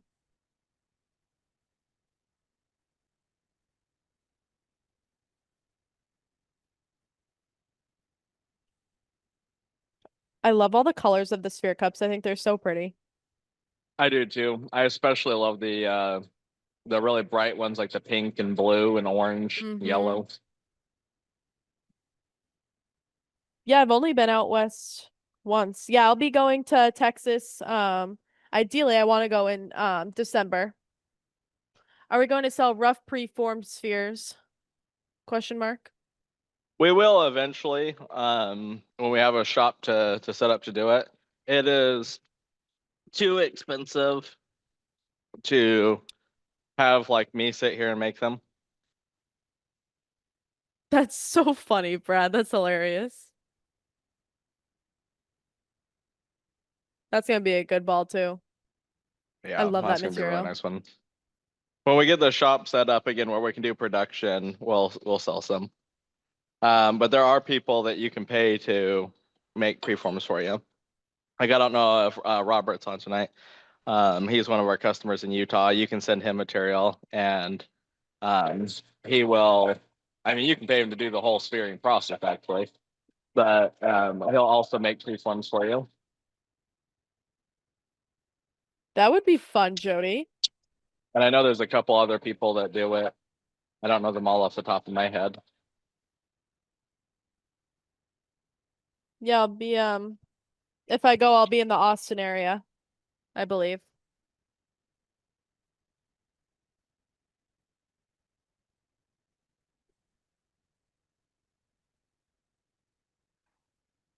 But Kat will be visiting her significant other.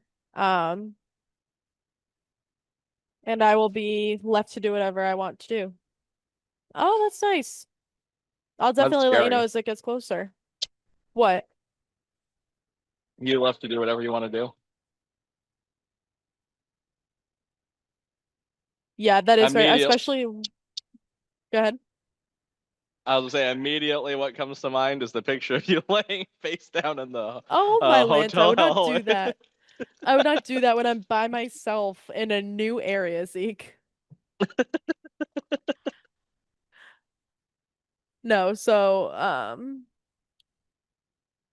I love like it's so funny when I'm with like a group of people, I'm very quiet, but when I go out like by myself, I love to meet new people and like I love to know about random people's lives. Like that is my thing. Like those poor Uber drivers in Nashville were probably sick of me because I just wanted to know everything. I'm very nosy. Observant, as Chantal likes to put it. No, I'm nosy. I That's don't really disagree. pretty. I'm just telling you how Chantal likes to put it.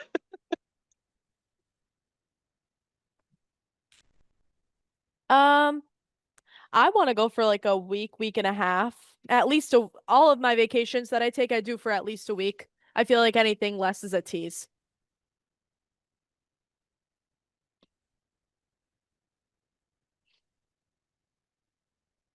But I'll probably rent an Airbnb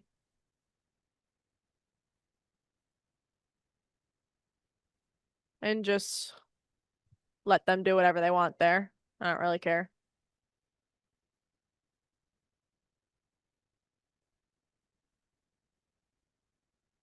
That's fun. How many of you guys are in Texas?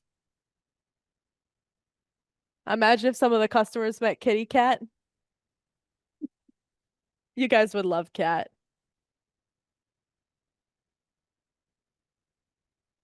Cat is a lot of fun. Not too much. Not too much. Oh, yeah, they did. They got to meet Cat Monday. You guys got to hear a lot of Cat on Monday, actually. She normally doesn't talk that much. Cat actually might be the most quoted person around the warehouse.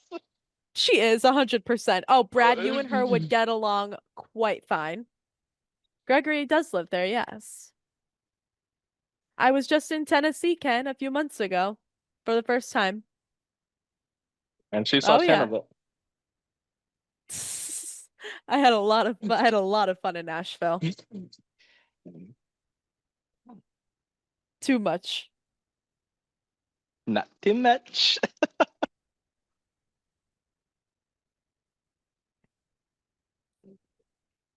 But I feel like that's like a rite of passage when you turn 21, like that is the place to go. Or it's the bachelorette capital of the country. So,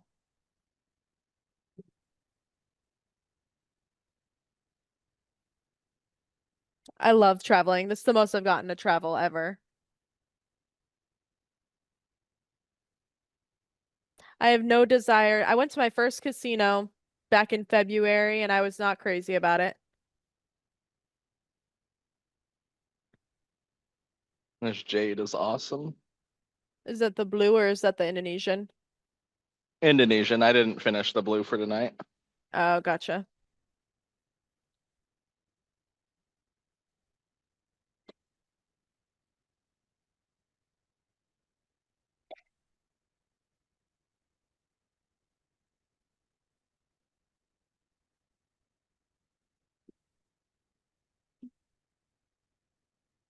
Yeah, one like this Rotocro site, you could probably do this in a half an hour. It's so soft.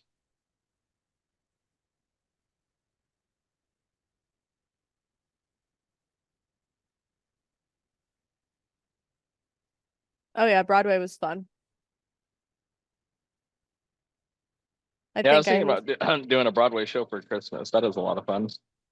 Oh no, I'm talking about Broadway. That would be fun too, but I'm talking about Broadway in Nashville. It's the main drag with all the Oh. bars on it. I think I hit about Yeah, I'm not talking about no show. Do you know me? I No, was I like, well, think I that's hit a about quite the turn. No, I'd like to go to a Broadway show. I want to see Wicked really bad. Yeah, that's what I saw on Broadway. I hate you. I want to see it so bad.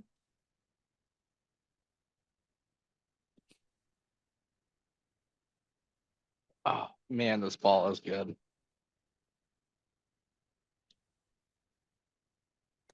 Look how sparkly that rotorcross side is too. Yeah, that's wicked cool. Get it? Wicked.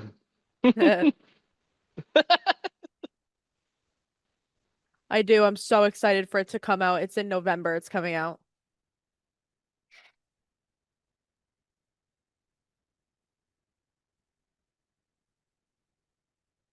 And then this is the last one for this step.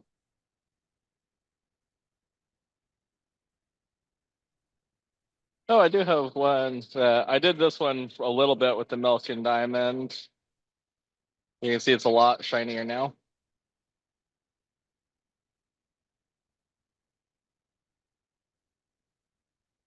Oh, Zeke, Amy's here for the cabbing wheel. Oh, awesome.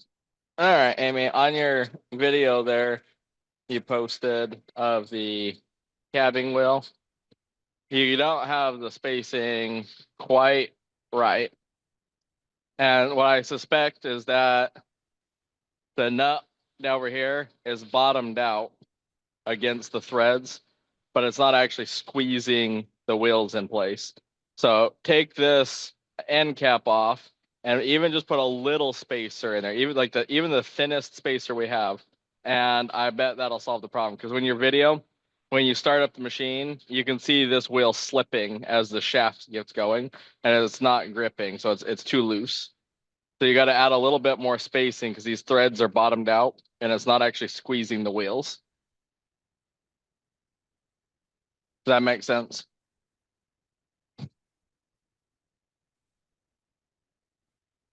Perfect. All right.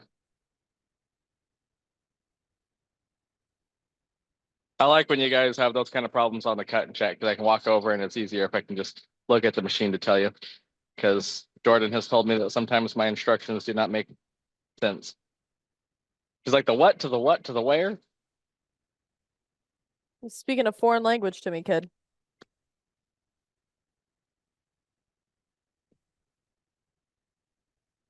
I'm still looking for this photo. I know I took it.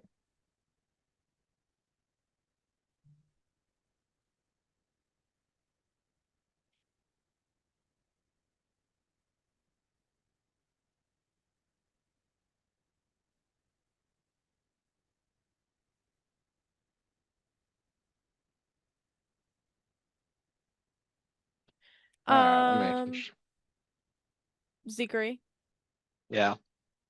Charlie's asking, forgot why you put the big resin wheel on the outside. The expandable drum? Are you talking about? Why is that The one on the leftmost side, Zeke?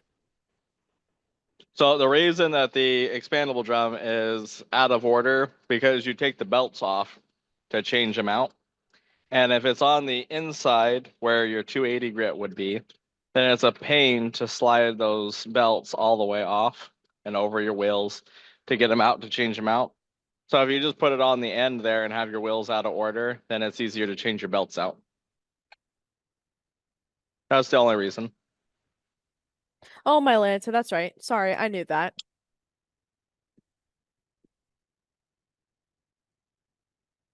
All right, that was 400 metal bond cups.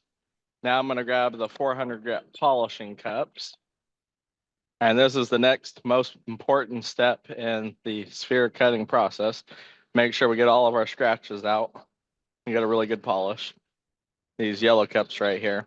People often ask when they're looking online, can I skip the 400 grit polishing cups? And the answer is no. They're probably your two most important steps are 80 grit and the 400 polish. I mean, they're all important, but those are the ones that are really going to make the biggest differences. So if you're going to skip grits, don't do it with those ones.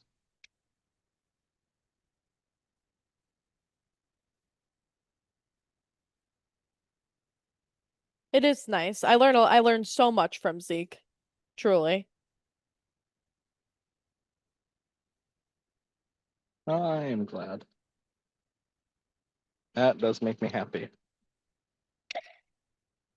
That's All right, good. and I've been running I've been running them 1 to 2 minutes.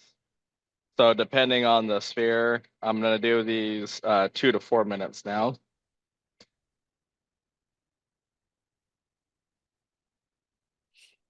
Best way to polish calcite slabs, Zachary. Calcite is incredibly soft, so you're gonna want to start on a finer grit. You don't want to start on your 80 grit. And for your final polish, I would use something like Zam or Fabuluster. Although if you were doing a sphere, you could use the milk and diamond method. Thank you, Charlie. I have a question for the room. I know I drew a diagram of the CB6, how it should be spaced. I know I took a photo of it and I know I sent it to someone in here. I cannot Lynette find it should for the have life it. of me. Oh, that's And right. I think you sent it to me too, actually. I know I can't. We send so many things back and forth, I can't find it.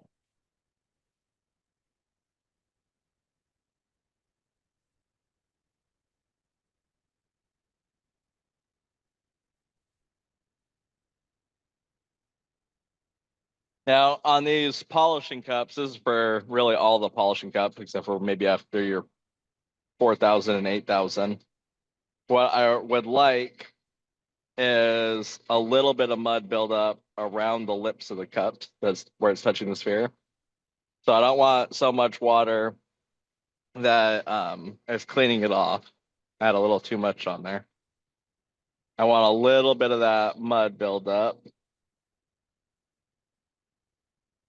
because that's going to help me get that really good polish. We don't really have it on this one. I think I've still running too much water.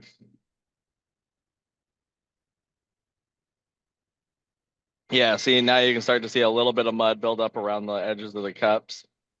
That's exactly what you want to start seeing. On a lot of rocks, it's going to be black. On this one, it's gray.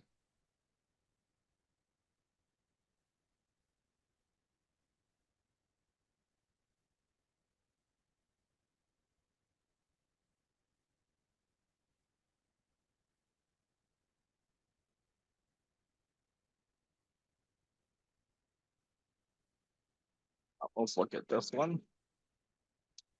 See how we're doing. I like the way it feels. Very smooth.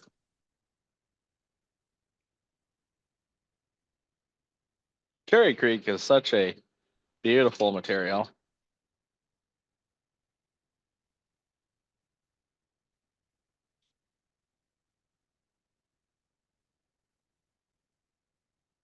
And it's kind of hard to get the rough. I mean, you wouldn't think that if you hung around here, but John spent a long time looking for this rough to get it.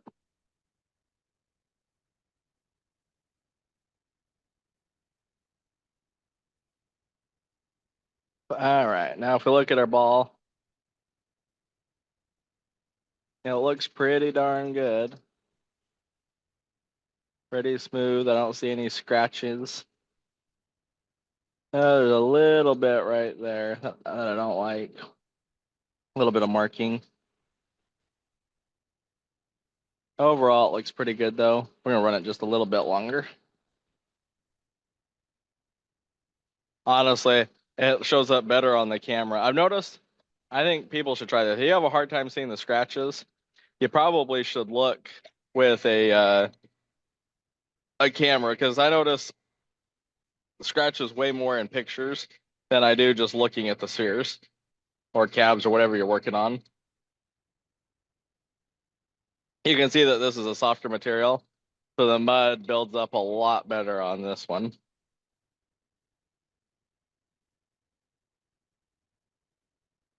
You know, we should have got some Oreos for the milk. We should. I mean, we should have. I was gonna say we shall, but then I was like, too late. You're very welcome, Message David. Yeah. Chantel. Ugh, she's not leaving. I know she'd be so annoyed if we asked her for Oreos right now. I know, Ed, right? Next time. No, now I want to try that freaking sausage.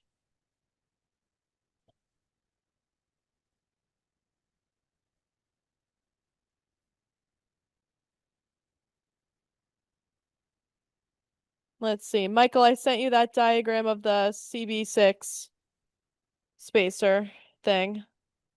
For the expandable wheel. Yes, what Zeke said. Sorry, my brain is just not working today. I swear, I normally know the answers. New brain. Who dis? I'm new here. Very new. That's so funny.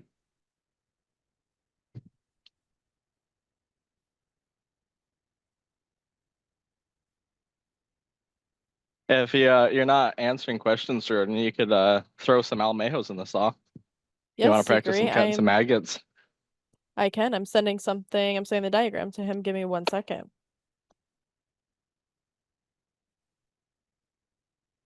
That's more than a second. I've been having issues with my 4-inch wet polisher not having marks. I have a video I can send to someone to look at and see if you can tell what I'm doing wrong. Yes. Team, can you throw Yeah. Zeke's email in the chat, please? And then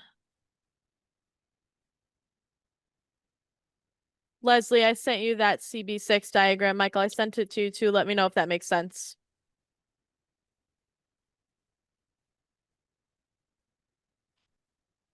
No, not yet, Lizelle. It's a little bit further down the road. Thank you, Kimmy. All right, that one should be well done by now. I'm picking the agates question mark. Yeah, you can pick the agates. I got some. Okay. There's a bin over here Okay. because I was cutting some earlier. Just Sure I thing, had Miss Jaden. Juicy. Oh Lord, I had Jaden wash some so that I could look at them.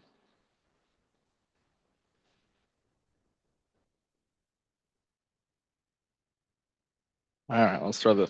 We're gonna throw this jade in while we do this. Wash this Rosetta lace. Am I taking them with me to clamp question mark? Oh, I bet they would love to watch you clamp that. Take a little Okay. break from the spinning.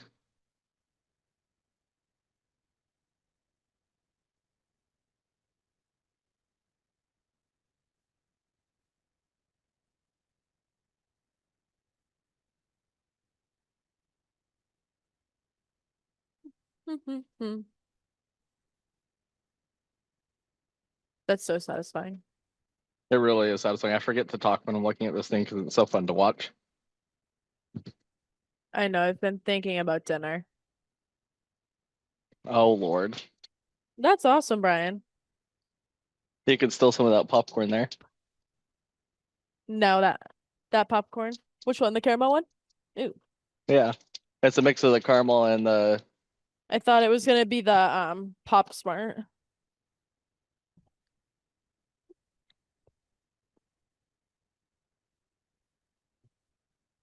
You're welcome.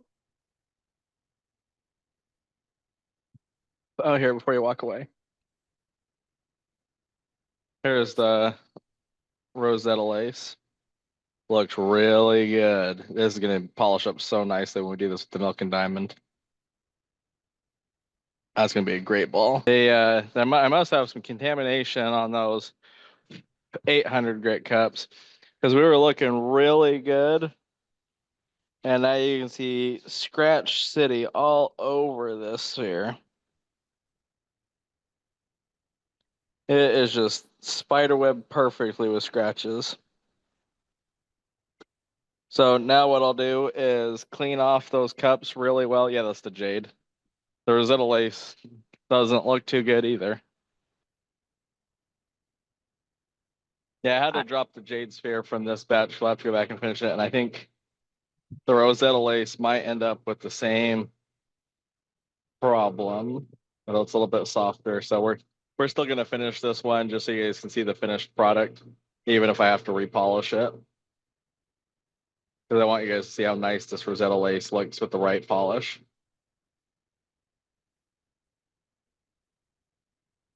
You're welcome, This Tim. Sorry, I'm just reading these. Go ahead, Zeke. this Turkish delight is turning out so good. And we're almost done. Right now we're on the 1200 grit. And so we got 2 more steps after this, and then we'll do the milk and diamond. But these are going to go really fast. we're only going to be like a minute to a minute and a half on these steps.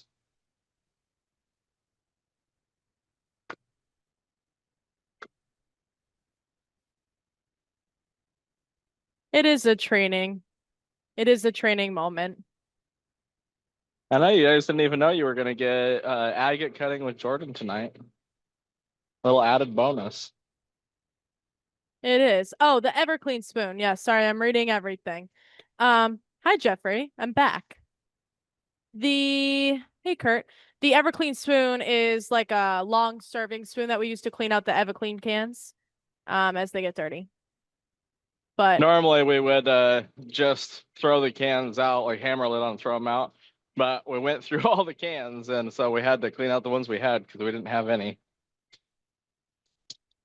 that rock on the pallet is a sold piece of wood, Petrified wood. petrified wood. It is very scared wood. Um, The part that everybody's been waiting for. what the We're, heck? Yeah. we're gonna do the milk and diamond. Let's see. I'm gonna wipe the tripod off here. I think Jordan dipped it in the saw. Now Well, yeah, I there don't is get the luxury. no set formula for the mixing this. I'm sure somebody who has a lot more patience than me can figure this out if you so desire. I would prefer to do this in like a Tupperware dish so I could put it back in the fridge if I did not use it all up. But take a little milk, put it in a container, probably like 3-4 tablespoons. And then this is 50,000 grit diamond powder. We do not sell this yet, so I just ordered this off of Amazon. And what I'm going to do is I'm going to mix diamond powder in until I see it suspended in the milk. Oh, so I think we're going to need a little bit more than that. Yeah, powder. And now that I got my diamond in there, I'm going to take a toothbrush and I'm just going to mix it in.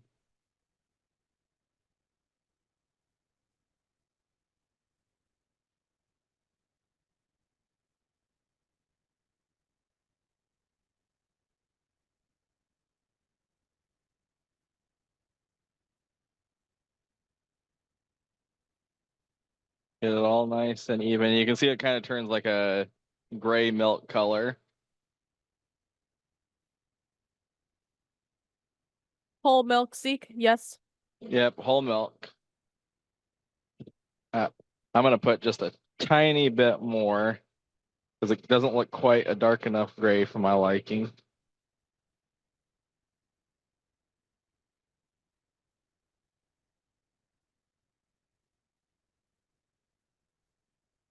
And keep in mind, a little goes a long way. Even this amount that I mixed up here will do way more spheres than what we have finished ready to go. And this is not a great container for this because does not have a flat, even bottom. It's got that protrusion for the pressure, but we'll make it work. All right, now that I got my milk mixed up with the diamond in it, I have canvas on the cups in here. So if you order the leather polishing cups from us, they'll come like this, where it's got leather on there, zip tied with canvas underneath. What you do is snip the zip tie off and then re-zip tie just the canvas to the stainless steel cup. And when you want to go put the leather back on, you just zip tie the leather back on. But that is what I'm using for the canvas. Now let's see, let's start with the Cherry Creek ball here.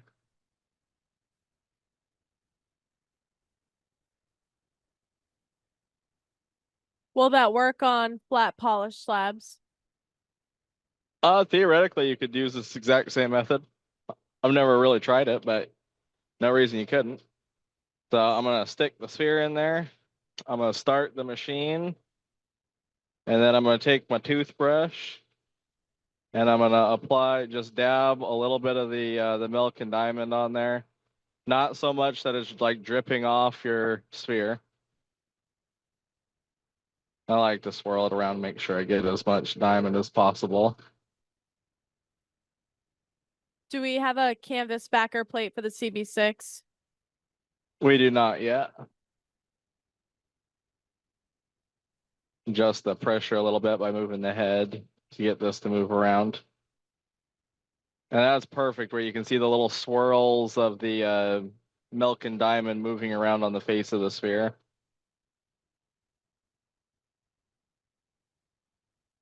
As the canvas absorbs up a little more of this where it dries out, I'll dab a little bit more on there.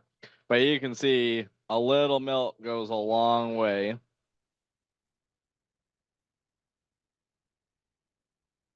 3-inch leather polishing cup. That whole set, that set is going to be 174 total.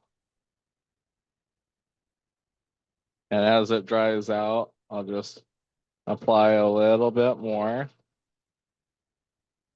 Just dabbing it on there. And you can run this for a few minutes. And after a few minutes, we'll check this, and it should be nice and shiny. Now, if you run it and you're still not getting good results, it's possible you just need to go back on your sphere cups, or that you did not put enough diamond into your milk. How was I've it done discovered? batches. Oop, go ahead. I've done batches where I did it for, I ran it for like 10 minutes and I was like, gosh, it doesn't look any better. And I just added a little bit more diamond and it made a big difference.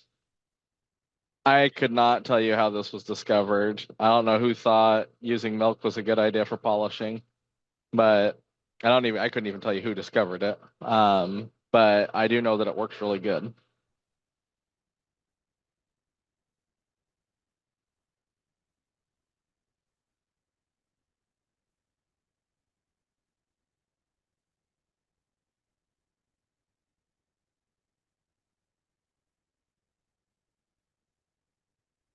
I'll give this another minute and then check it. Yes, Kurt.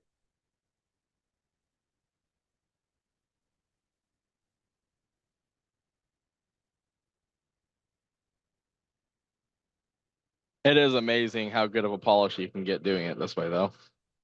All right, let me go rinse this one off and we will check it.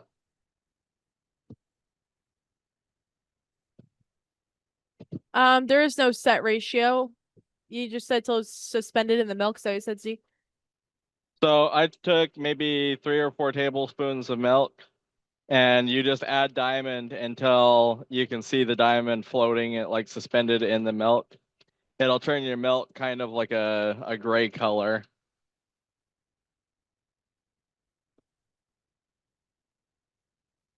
But especially if you're just doing one sphere, you really don't add that much.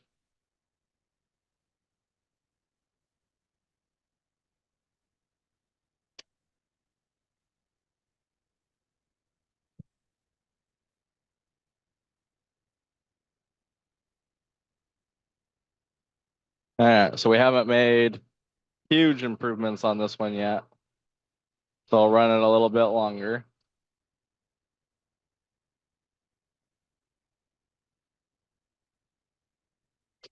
I have used the oil and diamond, and I hate it because it makes all your material oily, and it's harder to clean off, especially on porous stuff where it matters more. Can an aluminum powder that can be over 60,000 mesh be used instead of diamond? I've never tried it. I don't think it would do as good of a job personally, but I have not tried it to tell you. Does this also work on polishing cabs on a canvas wheel? This method? Someone asked that earlier. I haven't tried that either, but we can try it. I have a canvas pad. I'm thinking that Vesuvianite cab would be a good candidate to try this on because I know it works wonders on the sphere.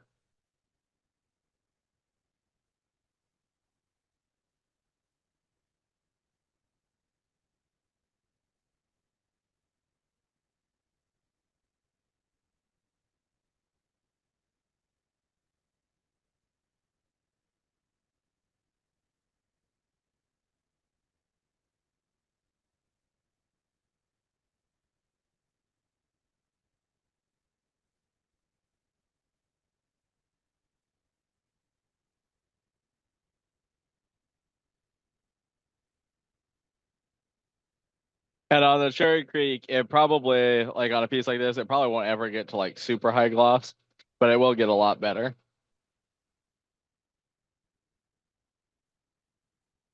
No water, just milk. As it dries out, I add a little bit more.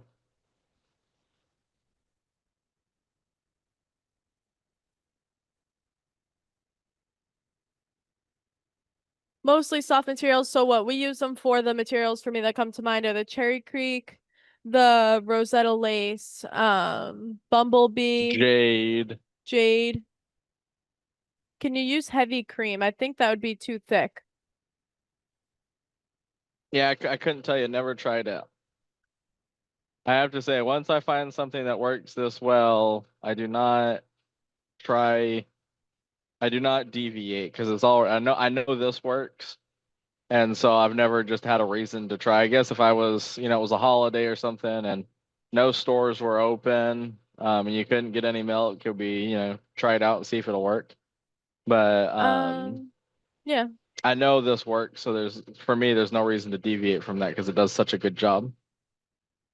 All right. So what I found from the milk consistency thing, I see a very wet slurry can be less effective. A thick paste can cause overheating and potential damage to the stone.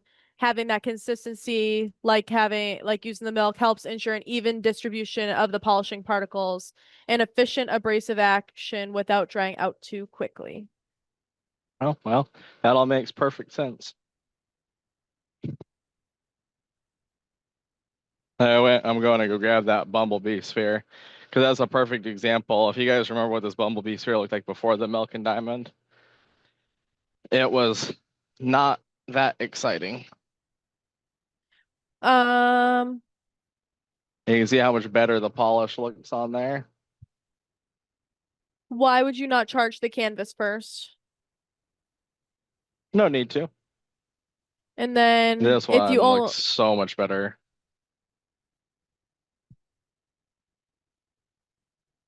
Zeke, Yeah. if you only have the HS, the high speed and not the low speed, you wouldn't be able to do this. Yeah, I would probably not even try it on just the high speed, just because you're going to be going so fast that you're constantly going to be burning the milk.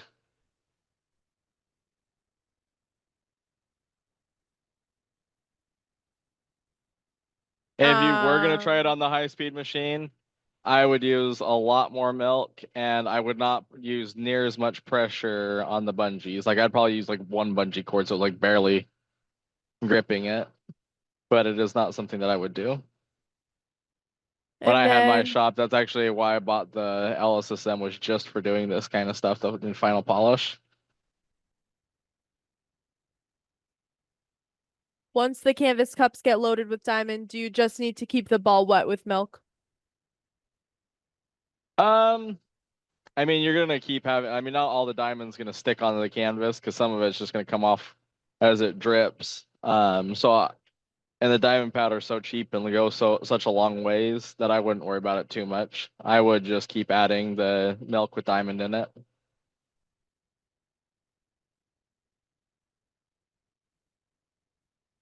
Let's see how it's doing now.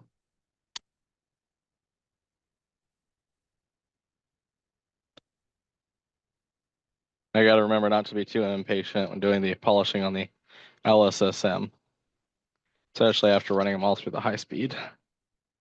What do you do with the cups once you're done? Just rinse them off. Like I wouldn't even take them off the machine.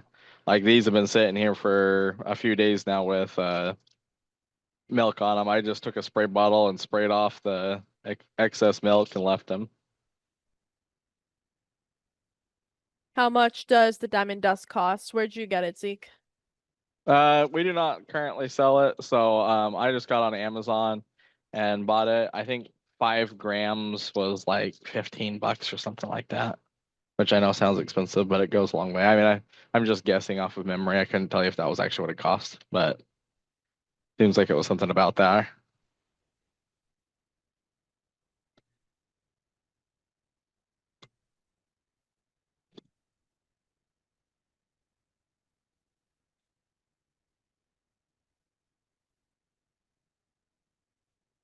That Oh, is a good amount shinier.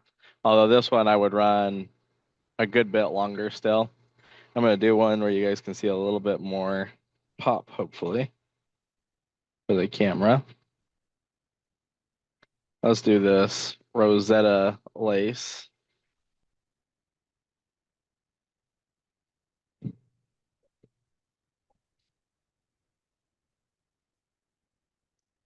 um, he's not using leather right now. He's using canvas. Canvas. Thank you, Jody.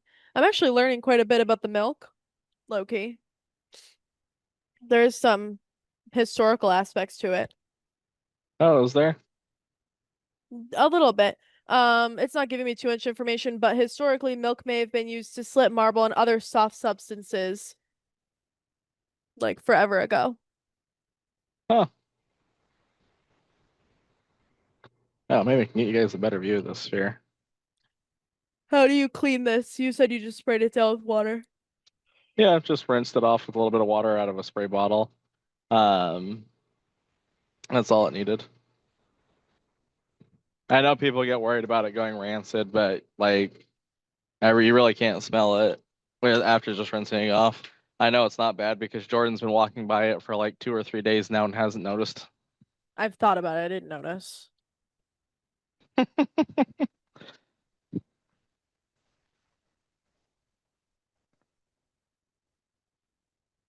And then I'm putting the polishing methods in the chat for you.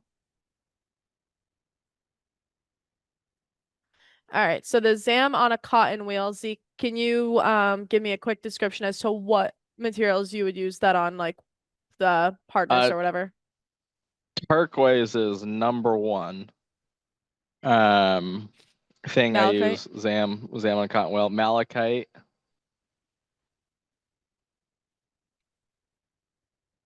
Anything of that same kind of. If I was doing bumblebee cabs, that's what I would use. Um, lapidolite. Anything that's like kind of soft like that, I would generally use. I've even done Rosetta lace cabs where all I used was just Zam.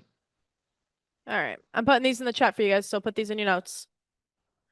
And then cerium on leather is like agates, right? Yes, hard materials like agates. Vericite would be Zam and cotton. All right. Milk and diamond on canvas. That's mainly for, is that mainly for sphering? Yeah. Yeah, I've never tried this for cabs. I've only ever done this for sphering. All right.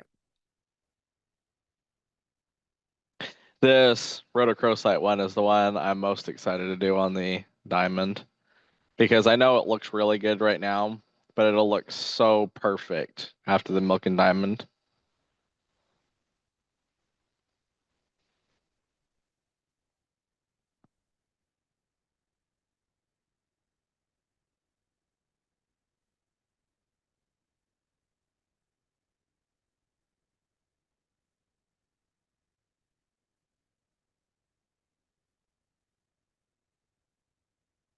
And what category would fluorite fall under, Zeke? If I was doing a sphere, I'd use milk and diamond. If I was doing a cab, you could use the Zam and cotton. I mean, I'm sure that you could use this method for cabs. I've just never tried. There you go. Doesn't the cerium hold on to the leather better? Or the leather holds on to the cerium better, I guess, rather than Yeah, well, using cerium and canvas. cerium you use you mix into a thick paste, kind of like a yogurt or a frosty, and you apply that to your wheel. So there's no need to use something like milk. Let's see how this one looks. On the CB6, do we sell a leather pad? We do. The polishing backer plate polishing assembly has leather installed on it. And that's a left or right hand side, right? We have both. Yeah. Which side do you want, Daniel? I don't know if we have them in stock though. Well, if you ever have any questions, feel free to reach out. I can help you Man, out. I really like this ball. Oh, I didn't see it. Can you put it back up? I'm washing the milk off. Oh, Oh, and this is a perfect example of why we use the milk and diamond. If you guys remember before, this was kind of a matte finish, like a not very glossy. And this is actually got covered in scratches and it still looks amazing. And now you can see like wet gloss all over the piece. very nice.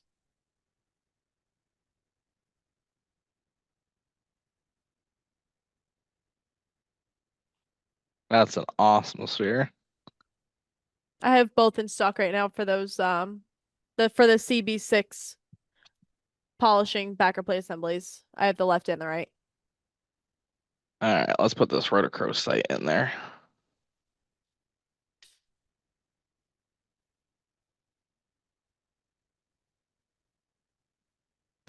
Do your leather pads work on any 6-inch cab machine?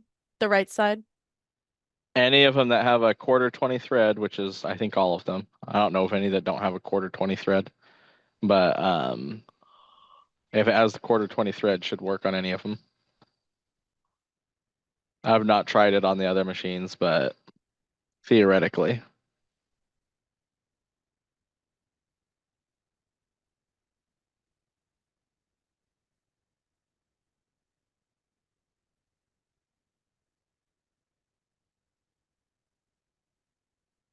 Amanda says yes on the lower tone combo unit.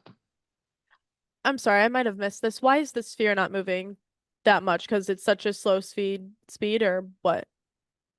Yeah, it's moving plenty. Maybe it's just you guys can't see close enough, but it's just because this is a low speed machine. So like that's pretty normal. Like if you're used to watching the high speed machine, it feels like it's not moving at all. I feel like it's thinking about moving. It's like me in the morning. It's like glitching to get up. That's hilarious.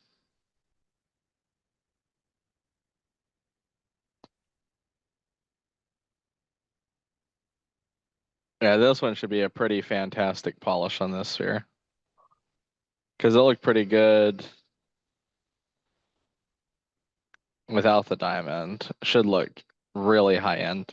And on a sphere like this can be the difference between, getting, maybe $200 for a ball versus getting like $600 for a ball like this. I know it just seems like it's not that much, but this extra little bit goes a really long way to making it look really professional. Are you guys learning a lot?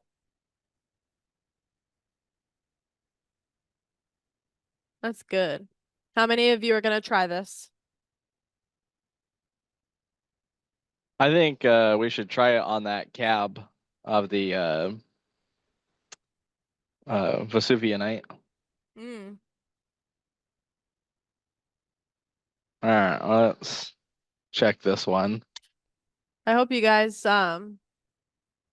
take photos. Try it on the cabs. I know a lot of you have cabbing machines. Take before and after photos. So with the polish you finish on before you hop to the milk and diamond, take a photo. And then after you do the milk and diamond, take a photo. I would go out into natural sunlight and do that. Obviously, don't let the milk sit out in there, but your polished piece, I think, will be okay.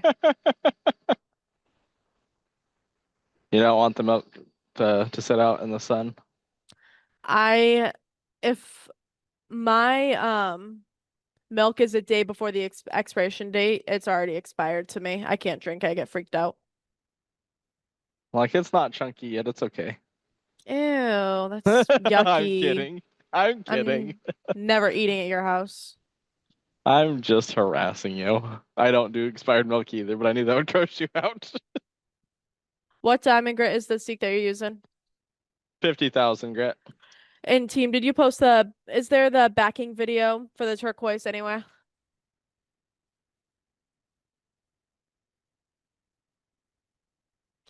From last week's cut and chat?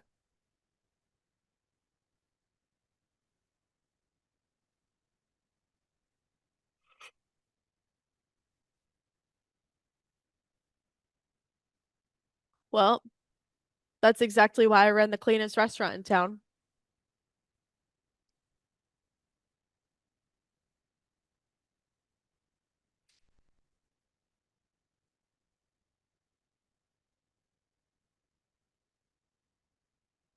We do, Stuart. I'm pretty sure we do.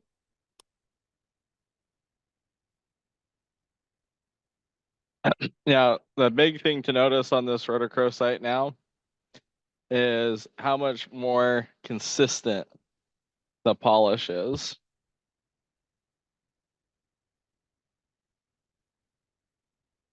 Especially for something soft.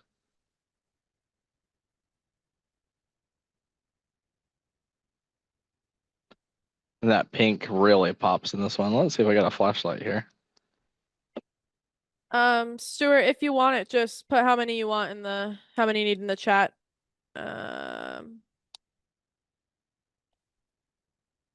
This would be the SKU that you would need. Team, if Stuart wants them, that is the SKU that I put in there that it would require. The 8-inch. Let me see.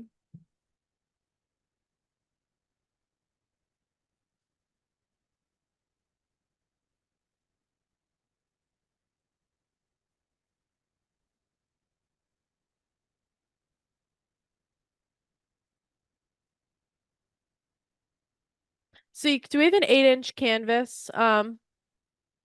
Plate. No, we don't have any canvas pads for the cab machines. Not yet. John's working on them. Ed. No more birthdays for Ed. Hey, don't talk to my sweetie like that. I'll have to break your kneecaps.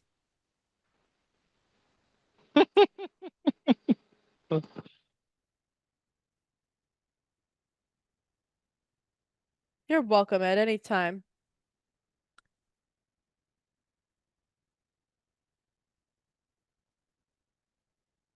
Because Zeke was being cranky earlier and he said, oh, it was about his haircut. And he was like, I don't want to have to do something. And he was talking all New York. And I was like, all right. Talking about New York. That's funny. Zeke does a New York accent and he thinks that he nails the Boston accent. And I'm like, no, ma'am. I do the New York accent. Well, for one, just because they sound exactly the same. And No. two, it bothers you and Tay like crazy. If you're from New England, you know. New York. And it's okay. I keep telling Jordan that New York basically is still the same as New England. Like, there's really no difference. And I pretty much kick him out of my vicinity every time he says that. Because that is like you can say whatever you want about me personally, but don't ever state that New York is a part of New England. Thank you, Susan and Jessica. All right, Robert. Mm-mm. Like honestly, until recently, I just assumed it was part of it. I didn't know there was a difference. I think most of the country would think that. That does not live near New England. Highly offensive here. Never. The CB8 backer plate assembly. Well, everyone here is an East Coaster, but not everyone here is a New Englander.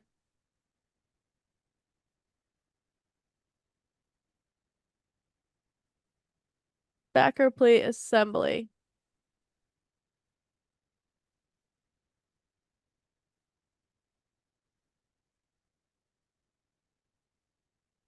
I think we're making heavy cream on this one. Oh It's my gonna start gosh. whipping. Leslie, you're third in line for that CB8 right hand assembly. Let's see. Oh yeah, the island agate's finished a while ago.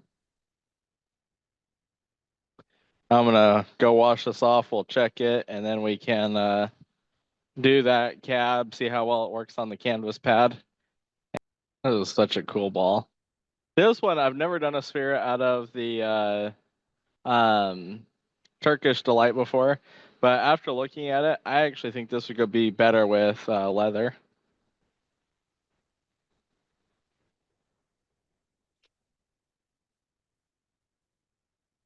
But that is a beautiful sphere. I think this would be a fun tote to do out of.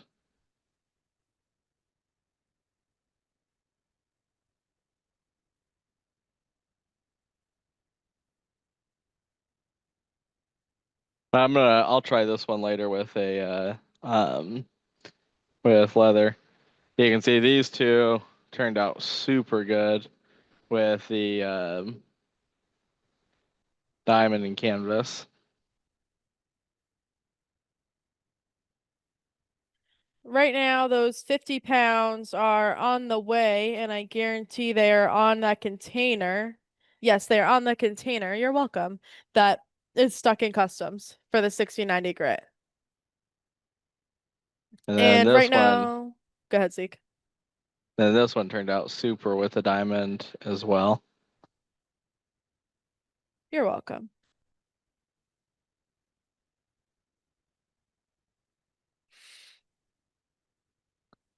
This one, that is a really dark piece of fluorite.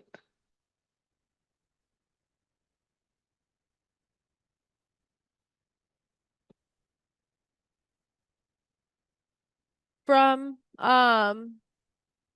who asked me that question? Brad, from what day? Where's the island agate sphere, Zeke? Oh, we never did finish this.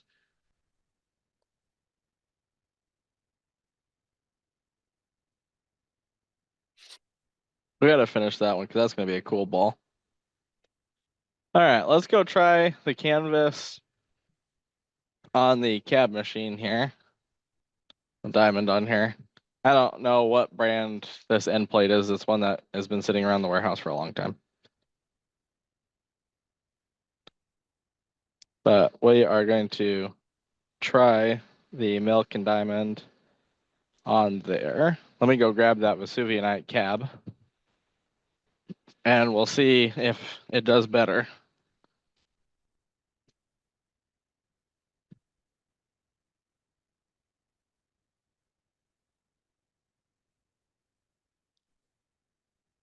Will it sling the milk off? Well, that is the beauty of having variable speed, is we can turn this down so it's going pretty slow. And what I would do is probably put the milk on the cab. But let's find out. Leslie, if you're asking about yours, it's looking like they shipped back in July, unless you need another set, but they shipped you two. Said it got delivered July 21st. Let me grab the milk. Let's see. 10.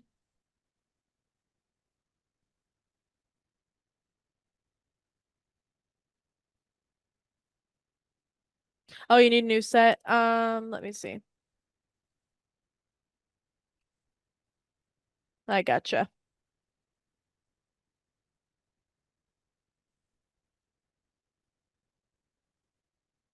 Put a little bit on there.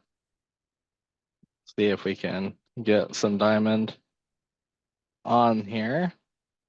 Now, the downside to doing this is, well, I mean, fortunately, it's in a place that you can clean this up. Now, what I'm going to do is take the cab and dip it in the milk so it gets the diamond on there. Oh, duh. That would be helpful. Well, why don't I just polish this top corner of the cab and then go rinse this off? That would be helpful. Brad, it just came through on our end for that order.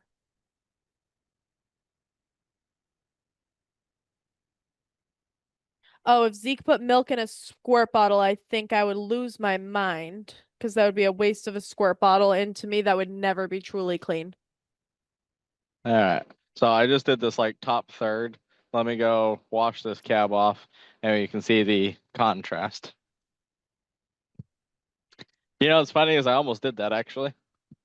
If I walked by and I saw a squirt bottle with milk, You wouldn't not be walk too by, you'd find thrilled. it in the fridge. Either way, no. Are you using diamond paste or diamond powder? He's using powder with milk.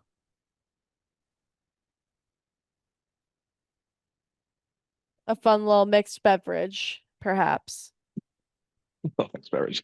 We do not drink the diamond milk. That is not encouraged.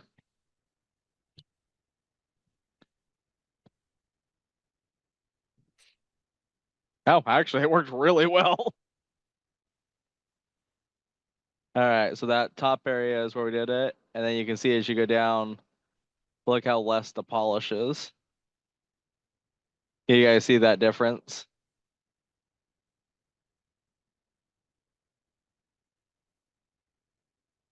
Well, let's finish it up now.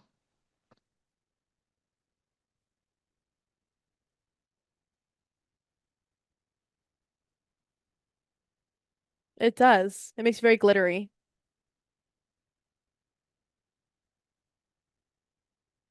And hopefully nobody is icked out by putting their hands in milk. I feel like Jordan would be icked out by that.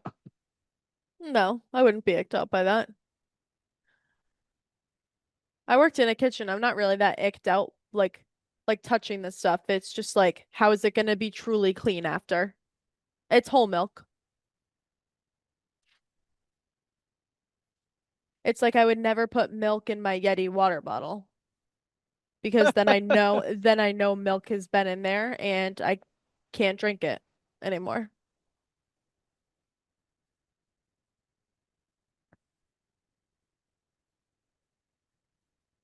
Now, this probably would work really well on appetite.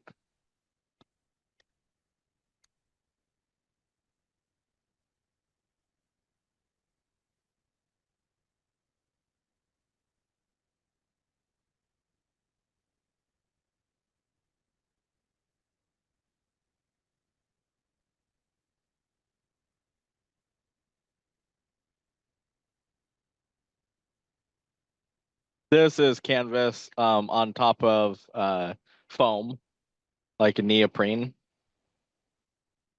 I'm sure you can find these somewhere online. This is one that's been sitting around the warehouse for a long time. I have no idea where it came from.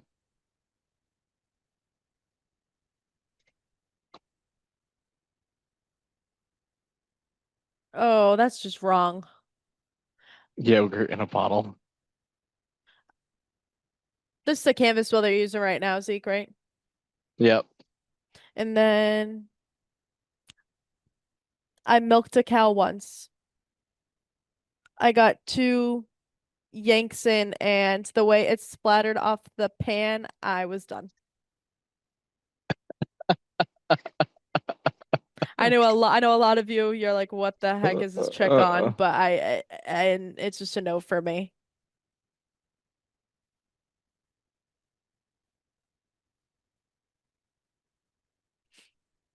All right, I'm gonna go wash this and then we'll have fun clean up the milk. The milk mess that was here before, what I would do, like on your cab machine, is I would just rinse it out. And then on the counters, I used 409, like a disinfectant to get rid of any milk residue.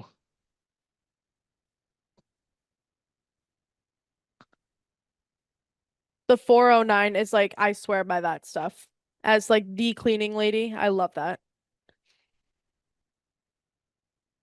But all the times I've ever used milk in the shop, I don't think I've ever been able to smell it once.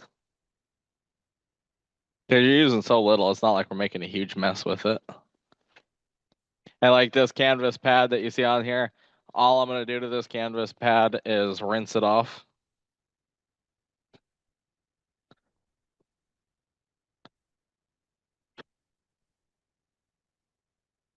Wow, this cab is 1,000 times better.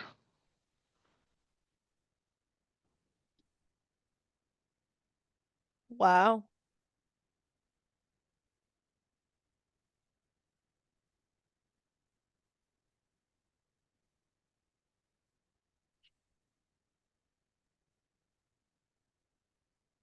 All right, Jordan, you want to give us a tour of those agates? Yes. But On there my you way. go. It does work on cabs. And I'm gonna have to leave the milk out because I'm like, I gotta polish some other stuff tonight. I'm gonna go put the container of it back in the fridge. Okay, girl.